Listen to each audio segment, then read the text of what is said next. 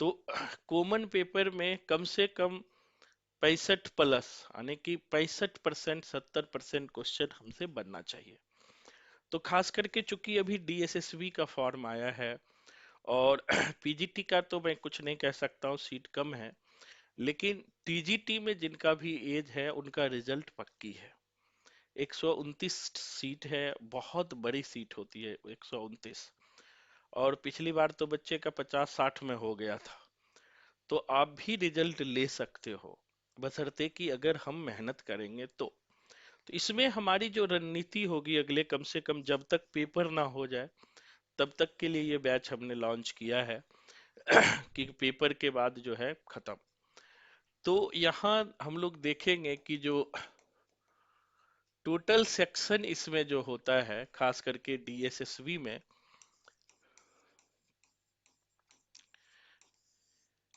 इसमें देखेंगे तो पहला सेक्शन जीके का होता है, जिसमें जनरल क्वेश्चन होते हैं। ये 20 मार्क्स का होता है, 20 क्वेश्चन होता है, 20 मार्क्स का होता है ना, 20 क्वेश्चन इसमें रहता है।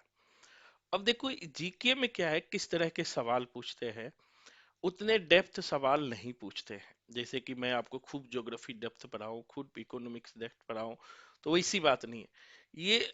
जीके टाइप पूछते हैं, जैसे कौन सी नदियां कहाँ से निकलती है, कहाँ गिरती है, या फंडामेंटल राइट पूछ लिया, कभी डीपीएसपी पूछ लिया, कभी राष्ट्रपति का शासन पूछ लिया, कभी प्रधानमंत्री का शासन पूछ लिया, कभी जनगणना पूछ लिया। इसी तरह के साथ ही साथ एक बड़ा सेक्शन जो होता है इसमें जीके में, याद रखिएगा, करंट का होता है। करंट। तो इन जीके में कोशिश हमें करना है कि 12 से लेकर के 15 क्वेश्चन हमें सही करना है। देखो एक टेक्निक से हम कैसे 60 से 70 क्वेश्चन सही कर सकते हैं। एक दिमाग हमें लगाना है कि 20 क्वेश्चन अगर पूछ रहा है तो 12 से 15 सही करने लायक हम बने। एक तो पहला ये हमारा दिमाग में रखना है। दूसरा होता है ये तो पहला पोर्शन हो गया। दूसरा क्वेश्चन हिंदी ग्रामर का है। हिंदी ग्रामर, देखिए हिंदी ग्रामर बहुत इजी पूछा जाता है और लगभग 20 क्वेश्चन हिंदी ग्रामर से रहता है। तो इसमें अधिकतर बच्चे जो है जिससे भी मैंने बात किया, तो हिंदी ग्रामर में 18 से 19 क्वेश्चन वो सही कर लेता है, और आप भी सही कर लोगे, इसमें कुछ भी नहीं है। अगर हिंदी ग्रामर का हम लोग बेसिक अच्छे से तैयार रखेंगे तो मतलब कि 18-19 क्वेश्चन हमारा यहाँ से निकल जाएगा। इसी तरह से तीसरा सेक्शन है हमारा रीजनिंग का। देखो सबसे ज्यादा काम हमें इसी पे करना है, यही लीडिंग एरिया है। रीजनिंग आपको लीडिंग दिलाएगा।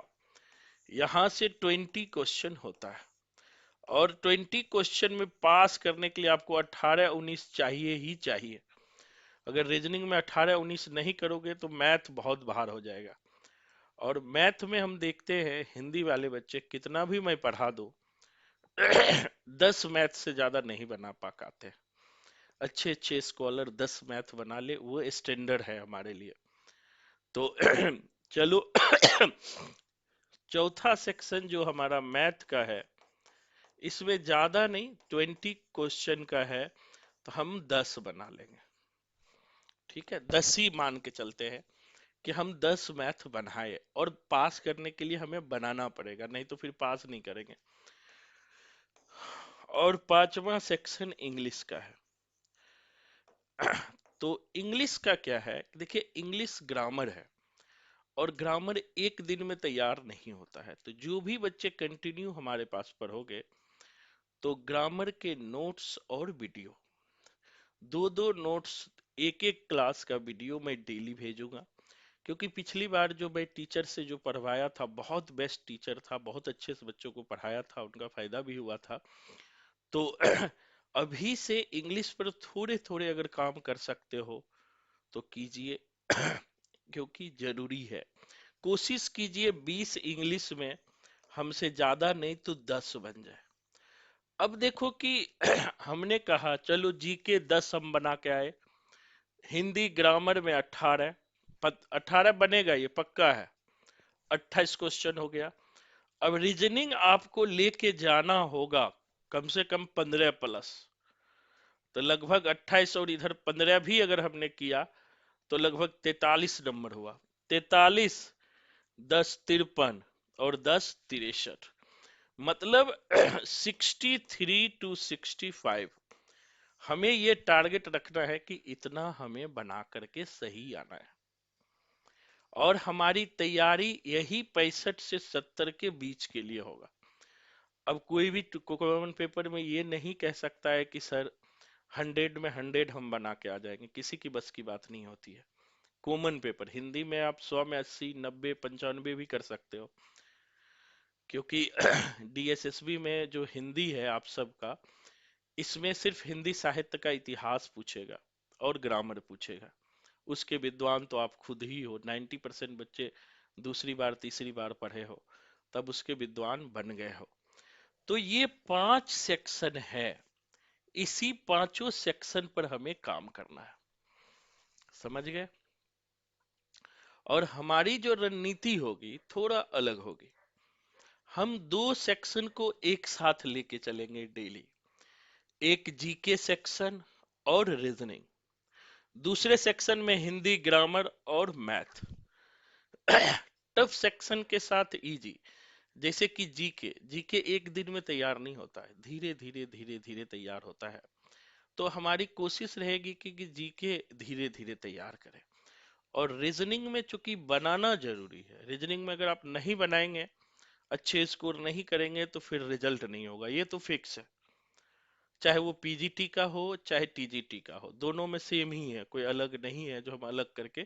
थोड़ा पीजीटी का स्टैंडर्ड ज्यादा होता है और टीजीटी का स्टैंडर्ड कम होता है, तो इनको आप ध्यान में रखिएगा। अब आते हैं, शुरू करते हैं हम लोग। तो शुरू क्लास के साथ ही हमें शुरू भी करना है। तो सबसे पहले शुरू के 15-20 मिनट पहले हमने टारगेट बनाया है। शुरू के 15-20 मिनट जो है, 25 मिनट। सर रिकॉर्डिंग लगा दिए। हाँ लगा दिया है रिकॉर्डिंग। शुरू के रिकॉर्डिंग लगा दी है रिंकी जी। शुरू के 15-20 मिनट हम जीके पढ़ेंगे, 15-20 मिनट 25 मिनट। ये इसलिए जीके पढ़ेंगे कि उसके बाद हम रीजनिंग सेक्शन को उठाएंगे डेली, या जब इस तरह हम डेली करेंगे ना, तो धीरे धीरे अगले 3-4 महीना में हमारा रीजनिंग और करंट दो पे काम करेंगे। रीजनिंग, सॉरी, जो हमारा जीके और करंट, 4-5 करंट हम ज्यादा नहीं, डेली पढ़ेंगे। 8-10 करंट हो गया, 8-10 जीके का सेक्शन हो गया डेली। इससे क्या होगा कि धीरे धीरे हमारा समझ विकसित होता जाएगा। अगर एक साथ मैं सारे करंट करा दूं या एक साथ सारे जीके करा दूं तो भी नहीं होगा। तो हमारा टारगेट होगा कि धीरे धीरे एक एक सेक्शन को लेकर के आगे बढ़ना। जैसे जीके में हमने कहा ही है कि चूंकि हम डीएसएसबी देंगे, इसलिए सबसे पहले हमें दिल्ली के बारे में जानना होगा। क्योंकि चूंकि डीएसएसबी की तैयारी कर रहे हैं, तो हमें ये उम्मीद करना चाहिए कि हमें कहाँ के दे रहे हैं। और दूसरी बात, जो हमारा इंडिया है, भारत है, एक सामान्य चीज है कि भारत जो है, भारत का क्षेत्रफल कितना है, क्षेत्रफल की दृष्टि से भारत का कौन सा स्थान है, भारत उत्तरी गोलार्ध में है कि दक्षिणी गोलार्ध में है, भारत की सीमाएं क्या है, भारत का तटवर्ती राज्य क्या है, भारत की प्राकृतिक संरचना क्या है, इन सबको जानना बहुत जरूरी है। भारत को जानने के साथ साथ हमें दिल्ली राष्ट्रीय राजधानी क्षेत्र है, संघ शासित क्षेत्र है दिल्ली, उसके बारे में भी हमें थोड़ी जानकारी रखनी होगी। क्योंकि कभी कभी पूछ लेता है, जैसे हम यूजीसी का पेपर देते हैं, कॉमन पेपर में पूछ लेता है, इस बार भी पूछ लिया, यूजीसी की स्थापना किस कमीशन के तहत हुई थी। तो उसी तरह से अब ये भी पूछ सकता है कि मान लिया राष्ट्रीय राजधानी दिल्ली किस कॉन्स्टिट्यूशनल अमेंडमेंट एक्ट के तहत बना है, या अभी क्या बदलाव आया है। तो इन सारे चीजों को भी ध्यान रखना है। तो हम लोग शुरू करते हैं, एक कॉपी आप बना लीजिएगा। तो सबसे पहले हम भारत के बारे में ही जानते हैं। भारत, तो जो ये जो इंडिया है जिसे इंग्लिश में इंडिया कहते हैं, ये ध्यान रखना। अगर हम हेड क्वार्टर की बात करें यानी राजधानी की बात करें तो राजधानी कहाँ है? दिल्ली। थोड़ा थोड़ा जीके याद करते चलेंगे और डेली पूछेंगे भी है। क्षेत्रफल की दृष्टि से विश्व में भारत का कौन सा स्थान है? कोई बताओ। क्षेत्रफल की दृष्टि से, सर 7वां। दृष्टि से भारत का विश्व में स्थान, विश्व में, वेरी गुड, स्थान 7वां है। बहुत बढ़िया। यह एक और जुड़ जाता है, पहला स्थान किसका है क्षेत्रफल की दृष्टि से? Sir China. क्षेत्रफल की दृष्टि से वर्ल्ड अच्छा का, हाँ, वो चाइना तो संख्या जनसंख्या हाँ। की दृष्टि से है। जी हाँ जी। ठीक है, क्षेत्रफल की दृष्टि से एक नंबर पर कौन सा आता है विश्व में? बताओ कोई, पहले नंबर बता दो। क्षेत्रफल की दृष्टि से एक नंबर पर जो है कनाडा आता है। ठीक है, क्षेत्रफल हम पूछ रहे हैं तो पहले नंबर पर कनाडा आता है। ठीक है। दूसरे नंबर पर यूनाइटेड स्टेट्स ऑफ अमेरिका आता है, यूएसए जो होता है, उत्तरी अमेरिका का जो पार्ट होता है वो आता है। तो कम से कम ये पहला याद रखिए, दूसरा तीसरा नहीं भी याद करेंगे तो ध्यान नहीं रहेगा। अब दूसरी बात है, भारत जो है किस गोलार्ध में है? एक सवाल यहाँ पर और है सामान्य जीके का, भारत किस गोलार्ध में है? भारत, कोई बताओ, किस गोलार्ध में है? भारत किस गोलार्ध में है? कोई बताओ, इतना तो। सर उत्तरी गोलार्ध में। वेरी गुड, उत्तरी गोलार्ध में। अब देखो उत्तरी गोलार्ध कैसे निर्धारण करते हैं ये भी बता देता हूं थोड़ा सा। उत्तरी गोलार्ध, अब देखिए एक चीज मैं आपको बताता हूं बहुत इंपॉर्टेंट चीज है। एक प्लेट टेक्टोनिक सिद्धांत आप पढ़े होंगे जिसे विवर्तनिक सिद्धांत कहते हैं। ज्योग्राफी में कभी डीप ज्योग्राफी पढ़ने का मौका मिले तो वहां आपको ये सब चीज जानने को मिलेगा।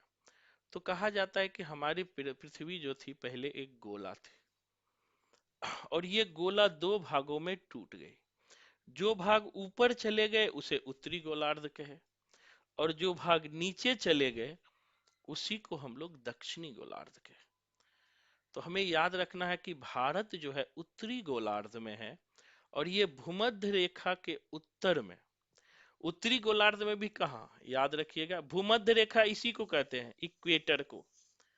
ठीक, इसे कहते हैं भूमध्य रेखा। अब देखो भारत जो है भूमध्य रेखा के, भूमध्य रेखा के 8, अब देखो यहां पर है भारत, यहां पे ऐसे करके भारत है, ऊपर के एरिया में भारत है।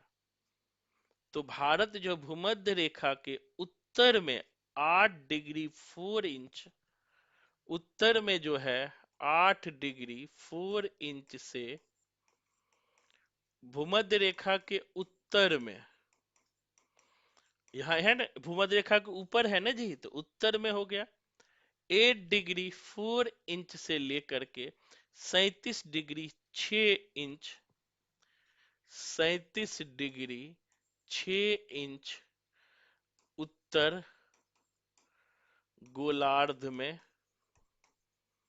गोलार्ध में स्थित है। यानी कि इसकी जो स्थिति ऊंचाई पर जो है यहाँ 8 डिग्री है, 8.4 से लेकर के ऊपर में 37.6 डिग्री तक आता है। ये 8.4 से लेकर के 37.6 डिग्री उत्तरी गोलार्ध में ये स्थित है। दूसरी बात, और ये देशांतर रेखा कितना है, कितने देशांतर के बीच है भारत? देशांतर मतलब ये रेखा, ये इस रेखा को देशांतर रेखा कहते हैं। ठीक है, तो भारत कितने देशांतर के बीच है? तो ये भी याद रखना, 68.7 डिग्री से, यानी देशांतर कितना है पूर्वी देशांतर में भारत किस देशांतर में है? पूर्वी देशांतर में। पूर्वी देशांतर क्यों? कि यहां से इक्वेटर ये है ना, ये पूरा यहां से इधर जाएंगे तो पूरब होता है, उधर इधर जाएंगे तो पश्चिम होता है। इसीलिए भारत जो है उत्तरी गोलार्ध में है। अगर अक्षांश के दृष्टिकोण से देखें और देशांतर के दृष्टिकोण से देखें तो पूर्वी देशांतर में है। और पूर्वी देशांतर में भी है 68.7 से लेकर के 97.25।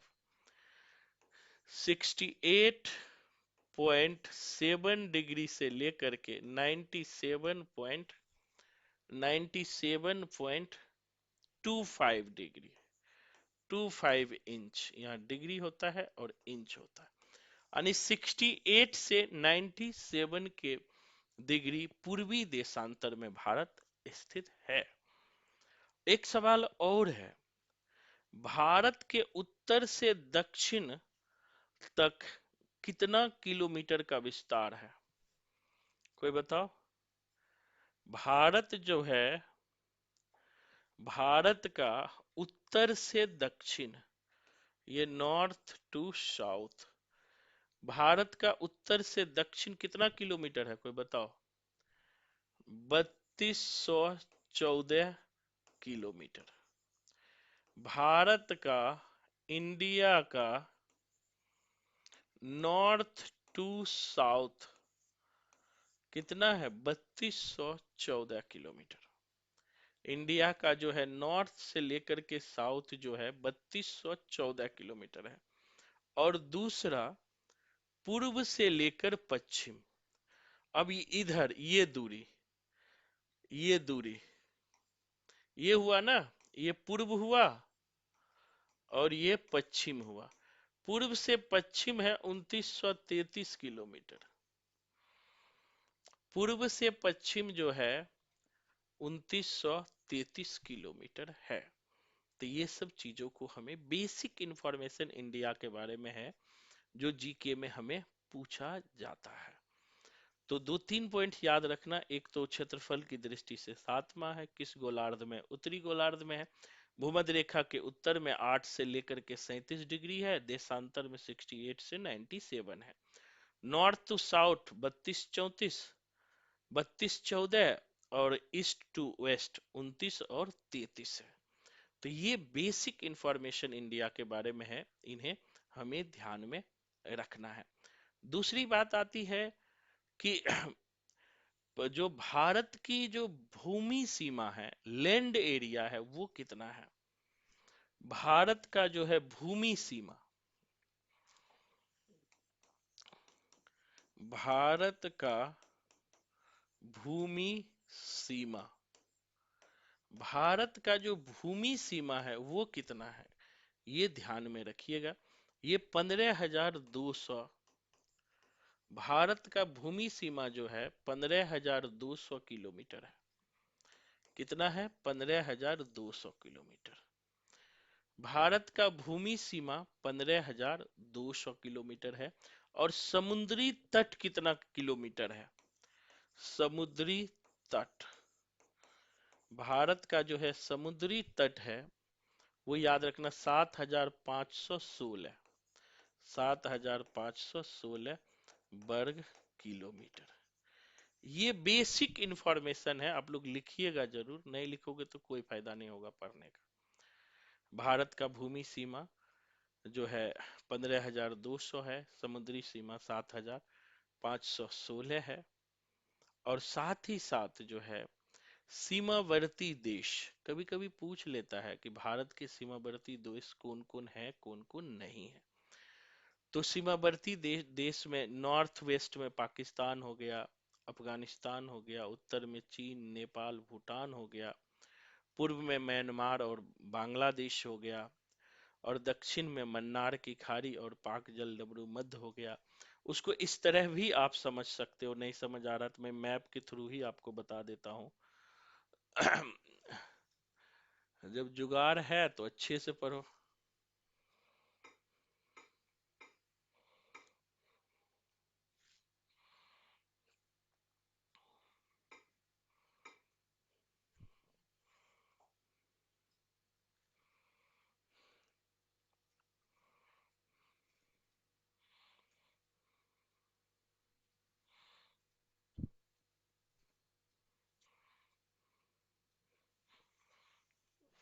हम्म। दिखाई पड़ रहा है सबको?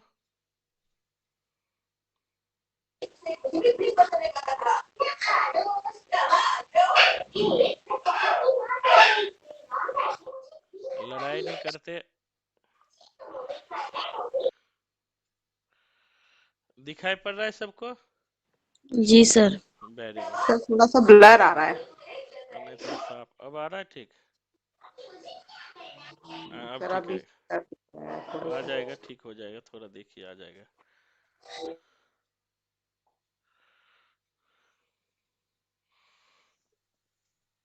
अब देखिए, अब देखो कि ये कहाँ हट रहा है?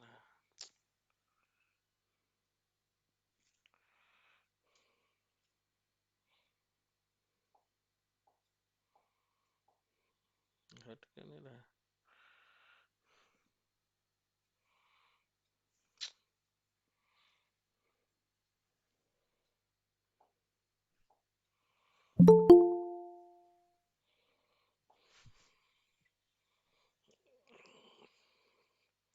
अब इसको थोड़ा इंडिया के बारे में आप समझ लीजिए, बाद में भी देख लीजिएगा। अब देखो कि कभी कभी पूछ लेगा।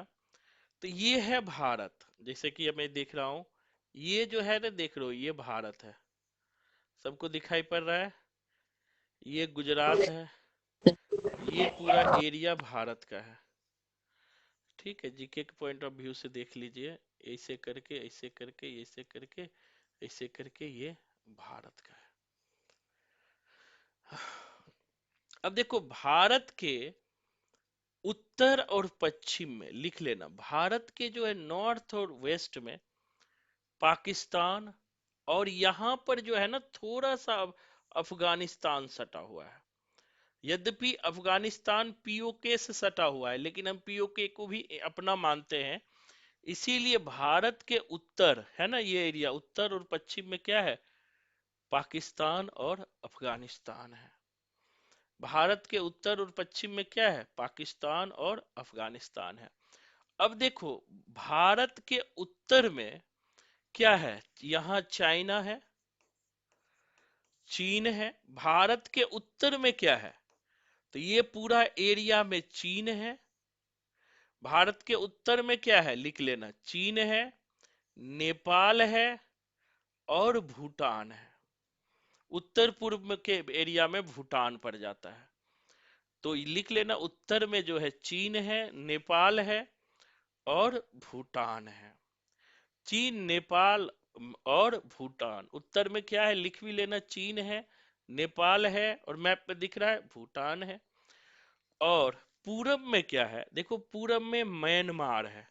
यही देश है ना, ये पूरब में, ये पूरब का एरिया है। ये हमारा पड़ोसी देश है। पूरब में क्या है? म्यांमार है। और पूरब में और क्या है? बांग्लादेश है। भारत के पूरब में दो है, म्यांमार है और बांग्लादेश है। भारत के पूरब में क्या है? याद रखना, म्यांमार है और बांग्लादेश है। म्यांमार है और बांग्लादेश है। और नीचे जो है,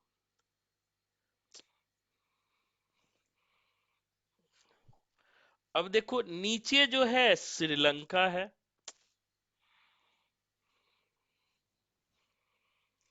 अब नीचे देखो क्या है? श्रीलंका है।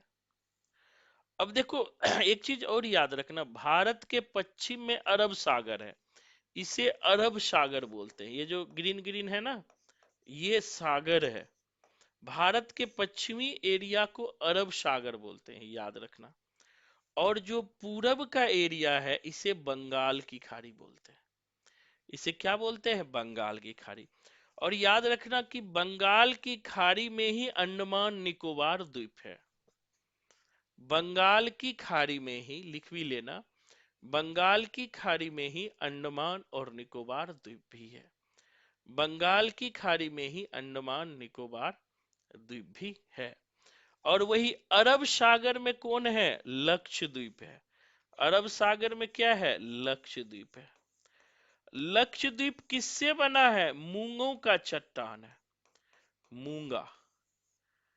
मूंगा समझते हो क्या होता है? बताता हूं। कभी समुद्र में गए हो घूमने के लिए पतिदेव के साथ में? कौन कौन गए हो बताओ? कोई गए हो? ले ही नहीं गए। जिसके सर वो नंग होता है ना, एक टाइप का मूंगा बड़ा सा रहता है, हाँ, उसकी रिंग लोग पति बनवाते हैं, कंजूस हो गले गए वाले में भी इसलिए। पहनते हैं। हाँ, पति कंजूस है इसलिए ले नहीं गए होंगे। है ना, अपने नौकरी करो, जाना अपने। है ना। जी सर, मैं बिल्कुल जाऊंगी, लगे तो नौकरी। कविता जी को। हाँ बिल्कुल, अपने पैसे से जाओ। ना ले जाए तो अपने पैसे से जाओ। देखो कितना मजेदार है। तो ये जो लक्षद्वीप है ना, पूछा भी है किस चट्टानों का बना है।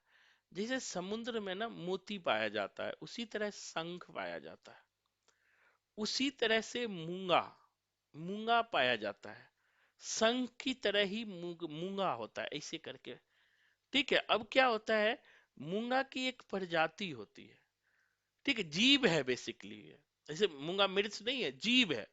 वो क्या होता है, जैसे कि मानव एक ही जगह इकट्ठा होते रहता है ना, एक ही जगह इकट्ठा होके बसते चला गया। जैसे दिल्ली अनुकूल माहौल है, यूपी के, बिहार के, छत्तीसगढ़ के, झारखंड के, हर जगह के लोग आके यहाँ बस गए हैं। उसी तरह से मूंगा भी जो है एक जीवाश्म है, जीव है, जो एक ही जगह रहते हैं। अब क्या हुआ, एक ही जगह रहते रहते वही मर गए और एक ही जगह इकट्ठा होते चले गए। और हजारों वर्षों में ज्योग्राफी पढ़ोगे तो उन्होंने क्या किया, एक ही जगह मरते मरते एक उसका बहुत बड़ा मलबा बन गया। जैसे दिल्ली में आपने देखा होगा पहाड़, किसका पहाड़? कूड़े का पहाड़, देखे हो कोई? हाँ तो हाँ उस, जी। हाँ उसी तरह से, देवरानी नदी है, दरिया नदी है। हाँ सर इसी, गाजीपुर से पूरे का पहाड़। गाजीपुर में भी है। तो उसी तरह से लक्षद्वीप में इन्होंने क्या किया, मूंगों का एक पहाड़ बना दिया। और एक पहाड़ बन गया, द्वीप बन गया। अब जब यहाँ सरफेस हो गया, यहाँ जाके लोग बसने लगा और वो भारत के अंदर आ गया क्योंकि भारत के बगल में था। और उसका नाम रख दिया लक्षद्वीप। और यही मूंगा का चट्टान है, आज भी जाओगे तो दिखाई पड़ेगा। अब देखो, अब ये क्वेश्चन पूछेगा मूंगा के चट्टान कहाँ है, तो अरब सागर में। कहाँ है भैया? अरब सागर में। अब अरब सागर कहाँ है? भारत के पश्चिम में। भारत के पश्चिम में दिखाई पड़ रहा है ना? नहीं दिखाई पड़ा तो बड़ा कर देता हूं। अब देखो, भारत के पश्चिम में अब अरब सागर दिखाई पड़ रहा है, देखो अरब सागर है। और पूरब में दिखाई पड़ रहा है, ये बंगाल की खाड़ी है। और बड़ा करके दिखाता हूँ, देख रहे हैं बंगाल की खाड़ी, ये पूरब का एरिया है।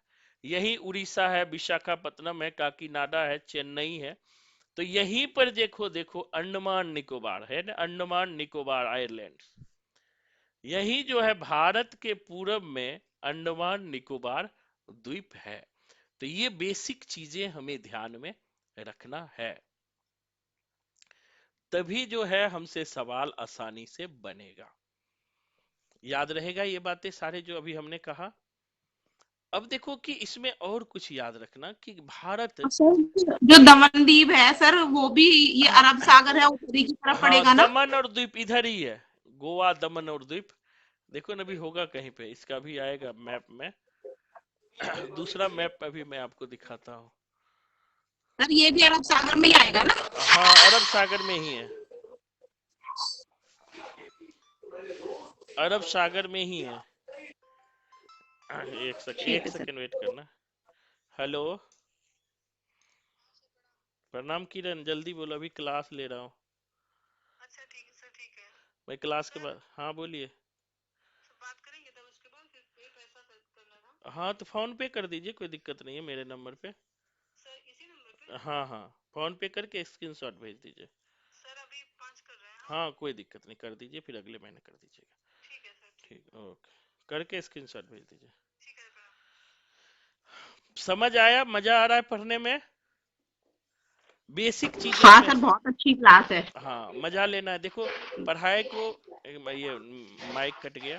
चूंकि हमारे पास अब सिस्टम है, डिजिटल बोर्ड है, तो हर चीज को मैं अच्छे से समझा सकता हूँ। और जीके के जी सर। सेक्शन को भी जिस तरह पूछे जाते हैं, देखो मैप के माध्यम से हम पढ़ते हैं ना, तो बहुत सारे चीज हमारे दिमाग में बैठ जाता है। जैसे अभी हमने कहा एक चीज और, मैं आपको मैप पे ही अभी ले चलता हूँ। अभी और भी मैप के बहुत सारे इमेज है। कोई बढ़िया मैप लेता हूँ तो बताऊंगा आपको।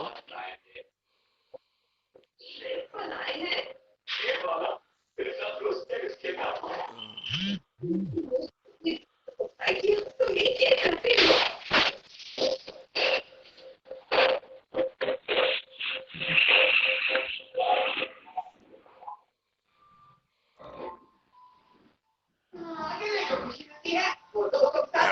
देखो दिखाई पड़ रहा है थोड़ा थोड़ा। पहले पूरब का मैं एक राज्य दिखा दूं। दिख रहा है पूरब का। माइक बंद कर लीजिए पिंकी जी, आवाज आपकी आ रही है। शुभ, आवाज कम कर ले, टीवी की आवाज आ रही है। माइक बंद शुभ, कर लीजिए। दरवाजा बंद कर दे। हाँ अब देखिए कि यहाँ पर देखिए कुछ चीज और मैं आपको समझाते हुए चलूंगा, क्योंकि पहला है तो आगे काम आएगा। हमारा नॉर्थ ईस्ट है, ठीक है। ये जो एरिया जो है ना, ये पूरा एरिया नॉर्थ ईस्ट कहलाता है। क्या कहलाता है? नॉर्थ ईस्ट कहलाता है। नॉर्थ और ईस्ट। नॉर्थ ईस्ट में सेवन सिस्टर का नाम सुने हो? सेवन सिस्टर, 7 राज्य को मिलाकर के सेवन सिस्टर कहा जाता है। 7 राज्यों को मिलाकर के सेवन सिस्टर कहा जाता है। कभी कभी आपसे क्वेश्चन सामान्य रूप से पूछा जाता है, निम्न में से कौन से सेवन सिस्टर का भाग है, कौन से सेवन सिस्टर का भाग नहीं है। एक सामान्य चीजें प्रायः पूछ लेता है, ठीक है। अब देखो कि से देखो कि नॉर्थ ईस्ट में सबसे ऊपर में जो है, याद रखना, अरुणाचल प्रदेश है। ऐसे ही मैप ध्यान रखना। नॉर्थ ईस्ट में सबसे ऊपर क्या है? अरुणाचल प्रदेश है। दिखाई पड़ रहा है? अरुणाचल प्रदेश है, याद रखना। अरुणाचल प्रदेश के नीचे नागालैंड है, उसके बाद मणिपुर है, उसके बाद मिजोरम। अगर ऊपर से नीचे चलेंगे तो ANMM, मतलब अरुणाचल, नागा, मणिपुर, मिजोरम। ऊपर से नीचे पूर्वी, कभी कभी ये भी पूछ लेता है। तो सबसे पहले अरुणाचल प्रदेश है, याद रखना, बहुत इंपॉर्टेंट है। सबसे पहले अरुणाचल प्रदेश, फिर नागालैंड, फिर मणिपुर, फिर जो है मिजोरम, और यहां नीचे जो है ये त्रिपुरा है। ये क्या है? त्रिपुरा। ये लिखा हुआ भी है त्रिपुरा। और ये है मेघालय। ये जो है ना, ये एरिया, अभी यहाँ पर लिखा हुआ है मेघालय। ये जो एरिया है ना, ये मेघालय का है। और ये एरिया है असम का। ये एरिया क्या है? असम का है। 1 2 3 4 5 6 7। तो ये ही सातों जो है सेवन सिस्टर कहलाता है। नॉर्थ ईस्ट के 7 राज्य क्या कहलाते हैं? Seven sister. आपसे पूछ लेगा कि वेस्ट बंगाल सेवन सिस्टर में है कि नहीं है? है जी? नहीं है। नहीं है। सिक्किम है कि नहीं है? नहीं है। नहीं है। ध्यान रखना। तो ये जो एरिया है ना, यहाँ सिक्किम यहाँ पर है। देखो सिक्किम में ही एक बताऊंगा, बहुत फेमस चोटी है कंचनजंगा, सिक्किम में ही है। तो ये जो है ना सेवन सिस्टर है। प्राय पूछ लेता है कि कौन सेवन सिस्टर में नहीं आता है। तो सेवन सिस्टर, इसे हमें ध्यान में रखना है। और दूसरी बात, कभी कभी ये भी पूछता है कि कौन सा राज्य जो है भारत को टच करता है, या कौन सा राज्य किस देश को टच करता है सबसे ज्यादा या सबसे कम। तो वो सब तो हम जानेंगे ही। बेसिक चीज अभी ये याद रखिएगा। दूसरी चीज, और एक चीज हमें जानना है मैप में, कि भारत में जो है क्षेत्रफल के हिसाब से सबसे बड़ा राज्य कौन है? तो राजस्थान है। ठीक है, क्षेत्रफल के हिसाब से सबसे बड़ा राज्य राजस्थान है। क्षेत्रफल के हिसाब से देखो, देखो राजस्थान का पूरा ये एरिया है, ये पूरा राजस्थान है। थोड़ा बेसिक जान लीजिए, ये एरिया है राजस्थान का। ये उसके बाद जो है मध्य प्रदेश, पहले मध्य प्रदेश था, लेकिन अब इसमें छत्तीसगढ़ अलग हो जाने के कारण ये छोटा हो गया। ये छत्तीसगढ़ का एरिया है। ये पूरा है मध्य प्रदेश, और ये है उत्तर प्रदेश। बेसिकली मैप आपको पता हो। अब देखो, बिहार ऊपर है, बिहार के नीचे झारखंड है, झारखंड के इस साइड में वेस्ट बंगाल है, अब पश्चिम में जाओगे तो गुजरात। अब देखो यहीं पर जो है ना गुजरात के नीचे ये एरिया है ना नीचे, देख रहे हो मैं जो बता रहा हूं, ये जो गुजरात के नीचे यहीं पर दमन एवं दीव है, ठीक है। और दादर, यहाँ उसके नीचे दादर एवं नगर हवेली है। ये दोनों जो है केंद्र शासित प्रदेश है। केंद्र शासित प्रदेश मतलब होता है यूनियन टेरिटरी। क्या होता है? Union territory. तो याद रखना कि गुजरात के जस्ट नीचे दमन एवं द्वीप और दादर एवं नगर हवेली है। दमन एवं द्वीप और क्या है? दादर एवं नगर हवेली। याद रहेगा, गुजरात के जस्ट नीचे दमन एवं द्वीप और दादर एवं नगर हवेली है। अब देखो गुजरात के दो पक्ष है। इसे जो है देखो नीचे वाले एरिया को क्या कहते हैं बताओ? कोई पढ़े हो? गुजरात के दो पार्ट है, देख रहे हो ना, ये निकला हुआ है, निकला हुआ है ना? तो इसे क्या कहते हैं? एक को कच्छ बोलते हैं, दूसरे को काठियावाड़ कहते हैं। और कहता है हम काठियावाड़ी है, सुने होंगे काठियावाड़ी, एक मूवी भी आई थी। कौन मूवी नाम किसी को याद है? कौन बाई काठियावाड़ी? मूवी देखा करो, दिमाग खुलता है। कौन मूवी का नाम था बताओ कोई? भूल गए? बहुत बढ़िया। तो यहाँ के नीचे के एरिया को कच्छ कहते हैं, ऊपर काठियावाड़ है। थोड़ा और थोड़ा मैप के बारे में ज्यादा नहीं बताऊंगा, थोड़ा सा हमें जानना चाहिए मैप। अब देखो कि ये एरिया पूरा महाराष्ट्र का है। ये जो एरिया है ना, ये पूरा महाराष्ट्र का है। महाराष्ट्र के जस्ट नीचे कर्नाटक है। और देखो महाराष्ट्र और कर्नाटक के बीच में गोवा है। ये पूछता है कभी कभी कि गोवा किस किस से सटा हुआ है। देखो गोवा है ना, ये जहां पर जाते हो पति के साथ घूमने के लिए, गोवा, सब गोवा बीच जाते होगे। तो गोवा किसमें है? महाराष्ट्र प्लस कर्नाटक से सटा हुआ। गोवा किससे सटा हुआ है? महाराष्ट्र प्लस कर्नाटक से सटा हुआ गोवा है, ध्यान रखना। अब देखो गोवा के नीचे अति कर्नाटक के नीचे चलोगे तो सबसे पश्चिम में केरल है, ये याद रखना। ये जो है ना, ये देखो केरल का मैप ऐसा है, थोड़ा ध्यान रखना। दक्षिण भारत कभी जाते नहीं हो तो कम से कम जान तो लो। भारत के सबसे दक्षिण में जो है केरल है, पश्चिमी साइड पे केरल है, और जस्ट पूर्वी साइड पे तमिलनाडु है। पश्चिम पे केरल है और पूर्वी साइड पर क्या है? तमिलनाडु है। याद रखोगे? अगर पूछ लिया सबसे दक्षिण भाग में कौन है भैया, खोपड़िया में दिख रहा है कि नहीं दिख रहा है कि पश्चिम भाग में केरल है और पूर्वी भाग में क्या है? तमिलनाडु है। इसी तरह से इसके उत्तर में आंध्र प्रदेश है, उड़ीसा है, ऊपर में उड़ीसा, उसके बाद वेस्ट बंगाल, और पूर्वी तट पर भी जो एक जो है पांडिचेरी है। दो तीन पांडिचेरी है, जिसको आगे मैं बताऊंगा, एक साथ नहीं बताऊंगा, क्योंकि एक साथ बताऊंगा तो चारों ऑप्शन सही लगने लगेगा। तो इसलिए बेसिक आज जानिए कि भारत में क्या चीज कहाँ है। सर पांडिचेरी भी द्वीप है। पांडिचेरी भी द्वीप है, सटा हुआ यहाँ से एक है। दो तीन वैसे दो तीन पांडिचेरी है, वो बताऊंगा। अभी सिर्फ एक तमिलनाडु वाला पांडिचेरी ध्यान रखो, ठीक है। तो ये जो हमारा हो गया, और कोई बढ़िया मैप देखो।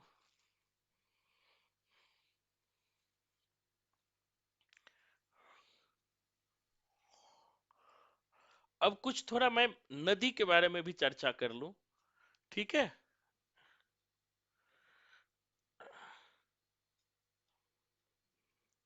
मैप के थ्रू देखो भारत के दो रिवर बहुत महत्वपूर्ण है। दिखाई पड़ रहा है?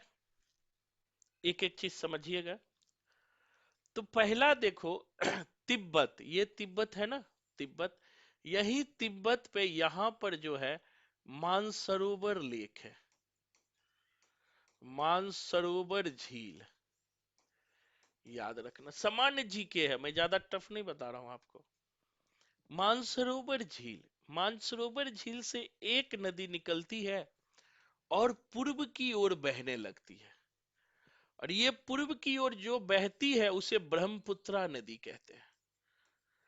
आप देखे होंगे ब्रह्मपुत्रा मेल, ट्रेन भी चलती है ब्रह्मपुत्रा मेल, सुने हो नाम कि नहीं सुने हो? बिहारी होगे तो सुने होगे, यूपी वाले होगे तो, है ना। तो अब देखो कि भैया यहां से जो ब्रह्मपुत्रा नदी निकलती है यहां होते हुए, अब देखो अरुणाचल प्रदेश में ये भारत में प्रवेश करती है। ये भी क्वेश्चन पूछता है कि ब्रह्मपुत्रा नदी कहां भारत में प्रवेश करती है, किस राज्य में प्रवेश करती है भारत में, तो वो है अरुणाचल प्रदेश। वो क्या है? अरुणाचल प्रदेश। अरुणाचल प्रदेश में प्रदेश करती है और यहाँ पर असम में एक द्वीप बनाती है। ब्रह्मपुत्रा नदी का ही एक द्वीप का नाम है माजुली द्वीप। माजुली द्वीप पिछली बार नेट में भी पूछा था कि माजुली द्वीप किस राज्य में है, तो असम में है। यही बीच वाला असम है ना जी, अभी हमने मैप में दिखाया है। तो अब देखो क्या है कि एक नदी है ब्रह्मपुत्रा नदी, जो पूर्व की ओर बहते हुए कहां तक पहुंचती है? असम में। असम में जो है मांजुली द्वीप तक पहुंचती है। असम में किस द्वीप तक पहुंचती है? मांजुली द्वीप तक पहुंचती है। असम में जो है, एक सेकेंड, हिस्ट्री वाले बच्चे को भी जोड़ लें, उसको भी फायदा होगा।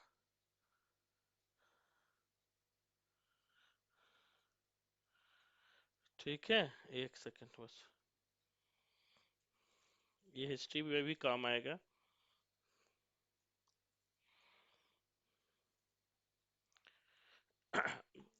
तो अब देखो कि समझना कि ये जो है यहां गुजरती है, अरुणाचल में प्रदेश करती है और असम में एक द्वीप बनाती है जिसका नाम मांजुली द्वीप है।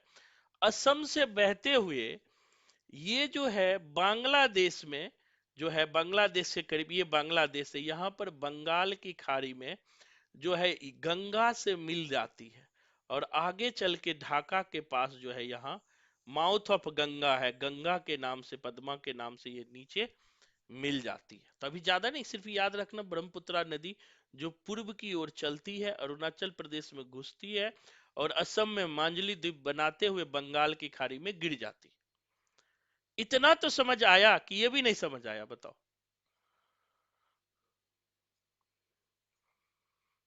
समझ आ रहा है सरला? जी सर। मजा आ रहा है? निखिल नाम से किसने ज्वाइन किया? Kapil, very good. समझ आ रहा है कपिल? मजा आ रहा है? बहुत बढ़िया, बहुत बढ़िया। ठीक है, तो बेसिक देखो, अभी मैं थोड़ा टफ आपको नहीं ले जा रहा हूँ, बेसिक। और ये मजा आपको मैं बता दूं, ऑफलाइन भी नहीं आने वाला है। ऑफलाइन व्हाइट बोर्ड पे पढ़ा रहा हूँ ना, मुझे भी आज मैंने एक वीडियो बनाया, मुझे खुद मन नहीं लग रहा था। मैं सोच रहा था कि जो है, और प्रीति शर्मा, भैया छुट्टी करवाने के लिए आए हो क्या? 7 बजे टाइम होता है, 7 होता है देवी, तो 7 बजे बना लीजिए जिनको भी पढ़ना है, क्योंकि हमारे लिए टाइम बहुत मायने रखता है। पुराने बच्चे को पता होगा कि हम टाइम के बड़े पाबंद इंसान हैं। जितने बजे कहेंगे उतने बजे ही आएंगे, 1 मिनट पहले भी नहीं, 1 मिनट बाद भी नहीं। तो अब देखिएगा कितनी महत्वपूर्ण बातें हम लोग पढ़ रहे हैं कि ज्योग्राफी की जो बातें हैं, कि पहला हमने कहा ब्रह्मपुत्रा रिवर कहां से निकलती है? मानसरोवर से निकलते हुए अरुणाचल में घुसती है और जो है असम में मांजुली द्वीप बनाती है और बंगाल की खाड़ी में गिर जाती है। अभी ज्यादा नहीं करना है। अब दूसरी तरफ इसी की एक और सहेली है, वो है सिंधु। ये देखो, ये सिंधु नदी इधर से निकलती है, मेरा कलम देखना, यहां निकलती है और यहां से होते हुए ये सीधे जो है ये अरब सागर में गिरती है। किसमें गिरती है? अरब सागर में गिरती है। बिल्कुल आराम से समझिए। कहाँ गिरती है? अरब सागर में। एक क्वेश्चन पूछ लेता है, क्या सिंधु नदी भारत के भूमि से होके गुजरती है?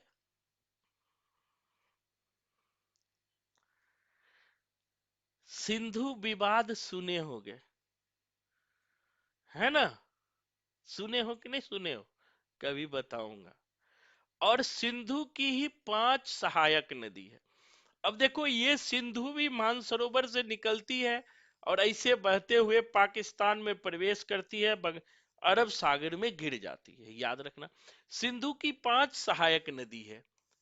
ठीक है, 5 सहायक नदी। पहले का नाम है झेलम, दूसरे का नाम है चिनाब, तीसरे का नाम है रावी, चौथे का नाम है ब्यास और पांचवे का नाम है सतलज। ठीक है, याद रखना। और ये भी लिख लेना, सिंधु की 5 सहायक नदी है, झेलम, चिनाव, रावी, ब्यास और सतलज। झेलम, चिनाव, रावी, ब्यास और सतलज। अच्छा, एक बात बताओ, यहां पर एक चीज आप देख रहे हो मैप में, 2 नदी आपको बता दिया। सिंधु की सहायक नदी झेलम, चिनाव, रावी, ब्यास, सतलज। याद रखना, झेलम, चिनाव, रावी, ब्यास और सतलज। याद रहेगा, झेलम, चिनाव, रावी, ब्यास और सतलज। पहला है सिंधु नदी। सिंधु की सहायक नदी लिख लेना, झेलम, चिनाव, रावी, ब्यास और सतलज। झेलम, चिनाव, रावी, ब्यास और भैया क्या, सतलज। एक चीज मैं आपको बताता हूं, कोई मुझे बताना, इतने आप ब्रिलियंट हो तो अब बताओ। आप एक चीज देख रहे हो, अधिकतर नदी पूर्व की ओर गिरती है। अब देखो, गंगा भी पूर्व की ओर गिर रही है, ब्रह्मपुत्रा भी पूर्व की ओर गिर रही है, महानदी, ये दिखाई पड़ रहा है? मैं आपको दिखाता हूं। महानदी है, ये भी पूर्व की ओर गिर रही है, गोदावरी भी गिर रही है, कृष्णा भी गिर रही है, कावेरी भी गिर रही है, बेगई भी गिर रही पूर्व की ओर। ऐसा क्यों? अधिकतर नदी पूर्व की ओर क्यों गिरती है? बताइए, कोई भी बताओ।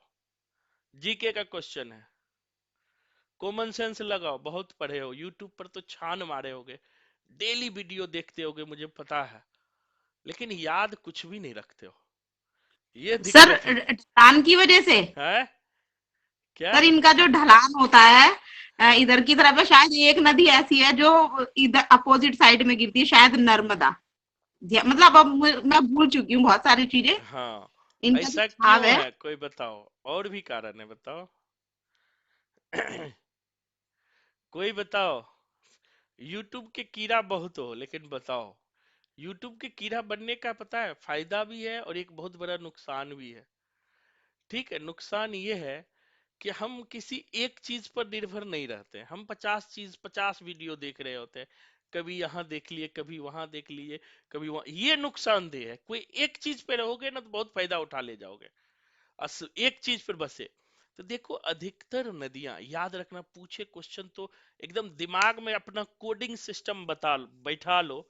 सिर्फ 2 ही नदी हैं जो पश्चिम की ओर गिरती है, एक नर्मदा, ये है ना ये सर नर्मदा, झुकाव की वजह से है और क्या? ताप्ती। 2 ही नदी, लिख लेना, 2 ही नदी पश्चिम की तरफ गिरती है रे भैया। लिख लेना, 2 ही नदी पश्चिम की तरफ गिरती है, नर्मदा और ताप्ती। और कोई भी नदी पूछे, सब जो है पूर्व की ओर बंगाल की खाड़ी में गिरती है।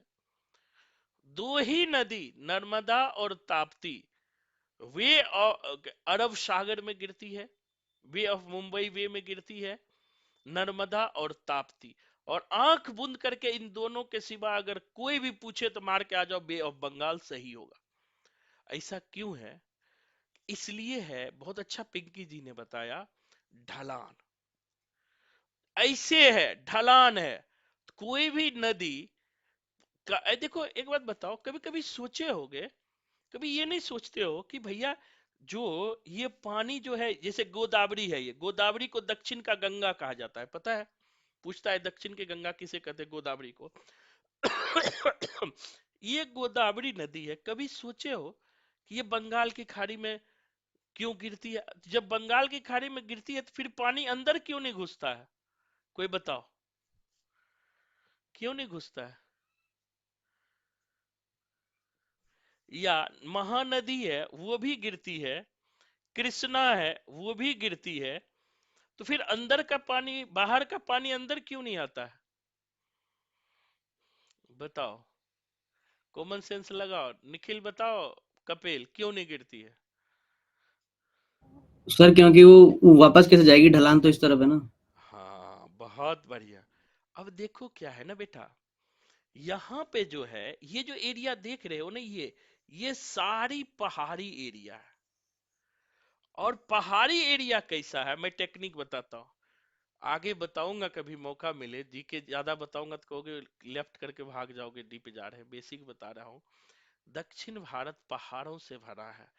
नल्ला मल्ला, पालकोंडा, बालकोंडा, जावेजी की पहाड़ी, सिबराई की पहाड़ी, नीलगिरी की पहाड़ी, बहुत सारे दक्षिण में पहाड़ी है। और पहाड़ से जो है पानी जो है ढलान करके नीचे गिरती है। तो नीचे कहाँ गिरेगी? समुद्र तट की तरफ। तो वही नदी बनाती है। अब कहो कि सर ये नदी यहां से चल के पूरब की तरफ ही क्यों गिरती है? अब गोदावरी देखो यहां तक है, मतलब कि मुंबई में भी गोदावरी है, लेकिन यहां मुंबई तट पे क्यों नहीं गिरती है? यहां से चल के यहां क्यों आती है? कोई बताओ क्यों आती है? कारण तो पता होना चाहिए ना, ये सब तो बेसिक चीज है। कोई बताओ, थोड़ा सा क्लास में पार्टिसिपेट करो, मजा आएगा। क्यों गिरती है बताओ? इसलिए गिरती है, ध्यान रखना, कि ये जो पश्चिमी घाट है ना बेटा, ये पश्चिमी घाट बहुत ऊंचा है। पश्चिमी घाट जो है ना ऊंचा है, तो पानी ऊंचाई की तरफ जाएगा कि नीचाई की तरफ जाएगा बताओ? नीचाई की तरफ जाएगा। पानी जब भी जाएगा तो निचले एरिया में जाएगा। तो यही कारण है कि कोई भी वाटर जो है पश्चिम की तरफ नहीं गिर के पूर्व की ओर चले जाते। एक चीज और मैं आपको बताता हूं, पश्चिमी घाट इतना ऊंचा है कि यहां से जो एशियन सी जो है, अरब सागर जो है, जब गर्म होता है, ठीक है, अरब सागर, तो उसकी जो गर्म हवाएं पश्चिमी घाट से टकराकर इसी ओर खूब बारिश करती है, इस ओर। आपको पता है गर्म हवा जब ऊपर उठेगा, उसके साथ अगर वाष्प होगा, तो जहां पर वो ठंडा होगा फिर वो बारिश कर देगा। तो पश्चिमी घाट का सीन क्या होता है, यहाँ के समुद्र गर्म होते हैं और यहाँ पानी कर देते हैं, यहाँ पानी। आपको पता है मुंबई कभी गए हो कोई? मुंबई में अभी भी ह्यूमिडिटीज बहुत ज्यादा है। ह्यूमिडिटी क्या कहते हैं? आर्द्रता। यानी कि ह्यूमिडिटी का मतलब होता है जिस हवा में पानी की मात्रा ज्यादा हो, उसे ही ह्यूमिडिटी कहते हैं। यानी कि वाष्प, यानी कि हवा में जल की मात्रा को ही आर्द्रता कहते हैं। मुंबई में आर्द्रता ज्यादा क्यों होता है? अभी जाओ मुंबई, मुंबई में अभी गर्म है, अभी हमारे एक दामाद गए हुए हैं, बता रहे बहुत गर्मी है, उमस बहुत ज्यादा है। ऐसा क्यों होता है? ह्यूमिडिटी क्यों है? क्योंकि बगल में समुद्र है। समुद्र का जलवाष्प जो है उड़ करके वो आ जाता है 1-2 बजे दिन में सरफेस एरिया पे।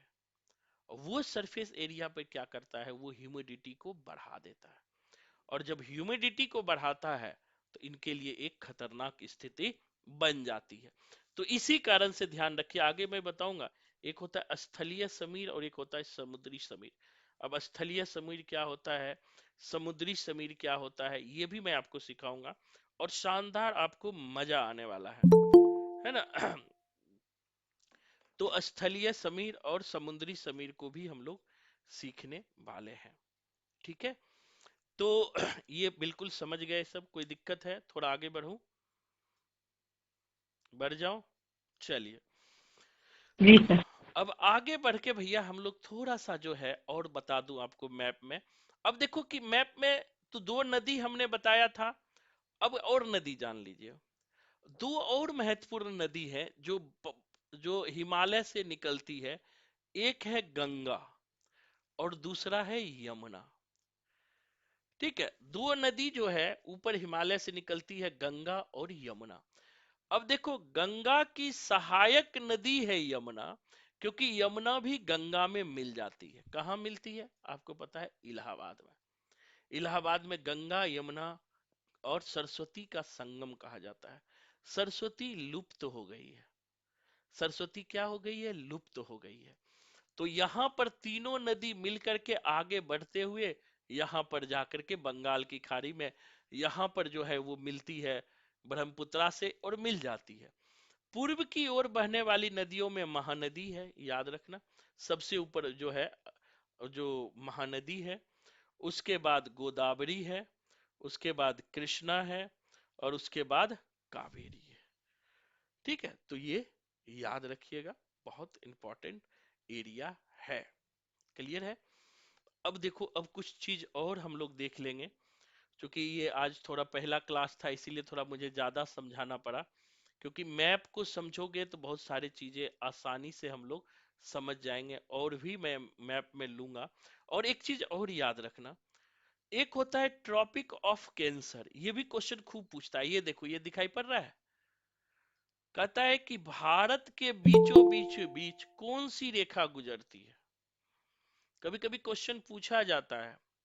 श्रेया, वेट करना, अभी थोड़ा ज्योग्राफी का क्लास ले रहे हैं, आपको भी ज्वाइन करा दिया, थोड़ा आपके लिए भी महत्वपूर्ण है, सीख लेना। तो अब देखो, एक क्वेश्चन पूछता है भारत के बीचों बीच कौन सी रेखा गुजरती है। बताओ कोई, इस रेखा का क्या नाम है?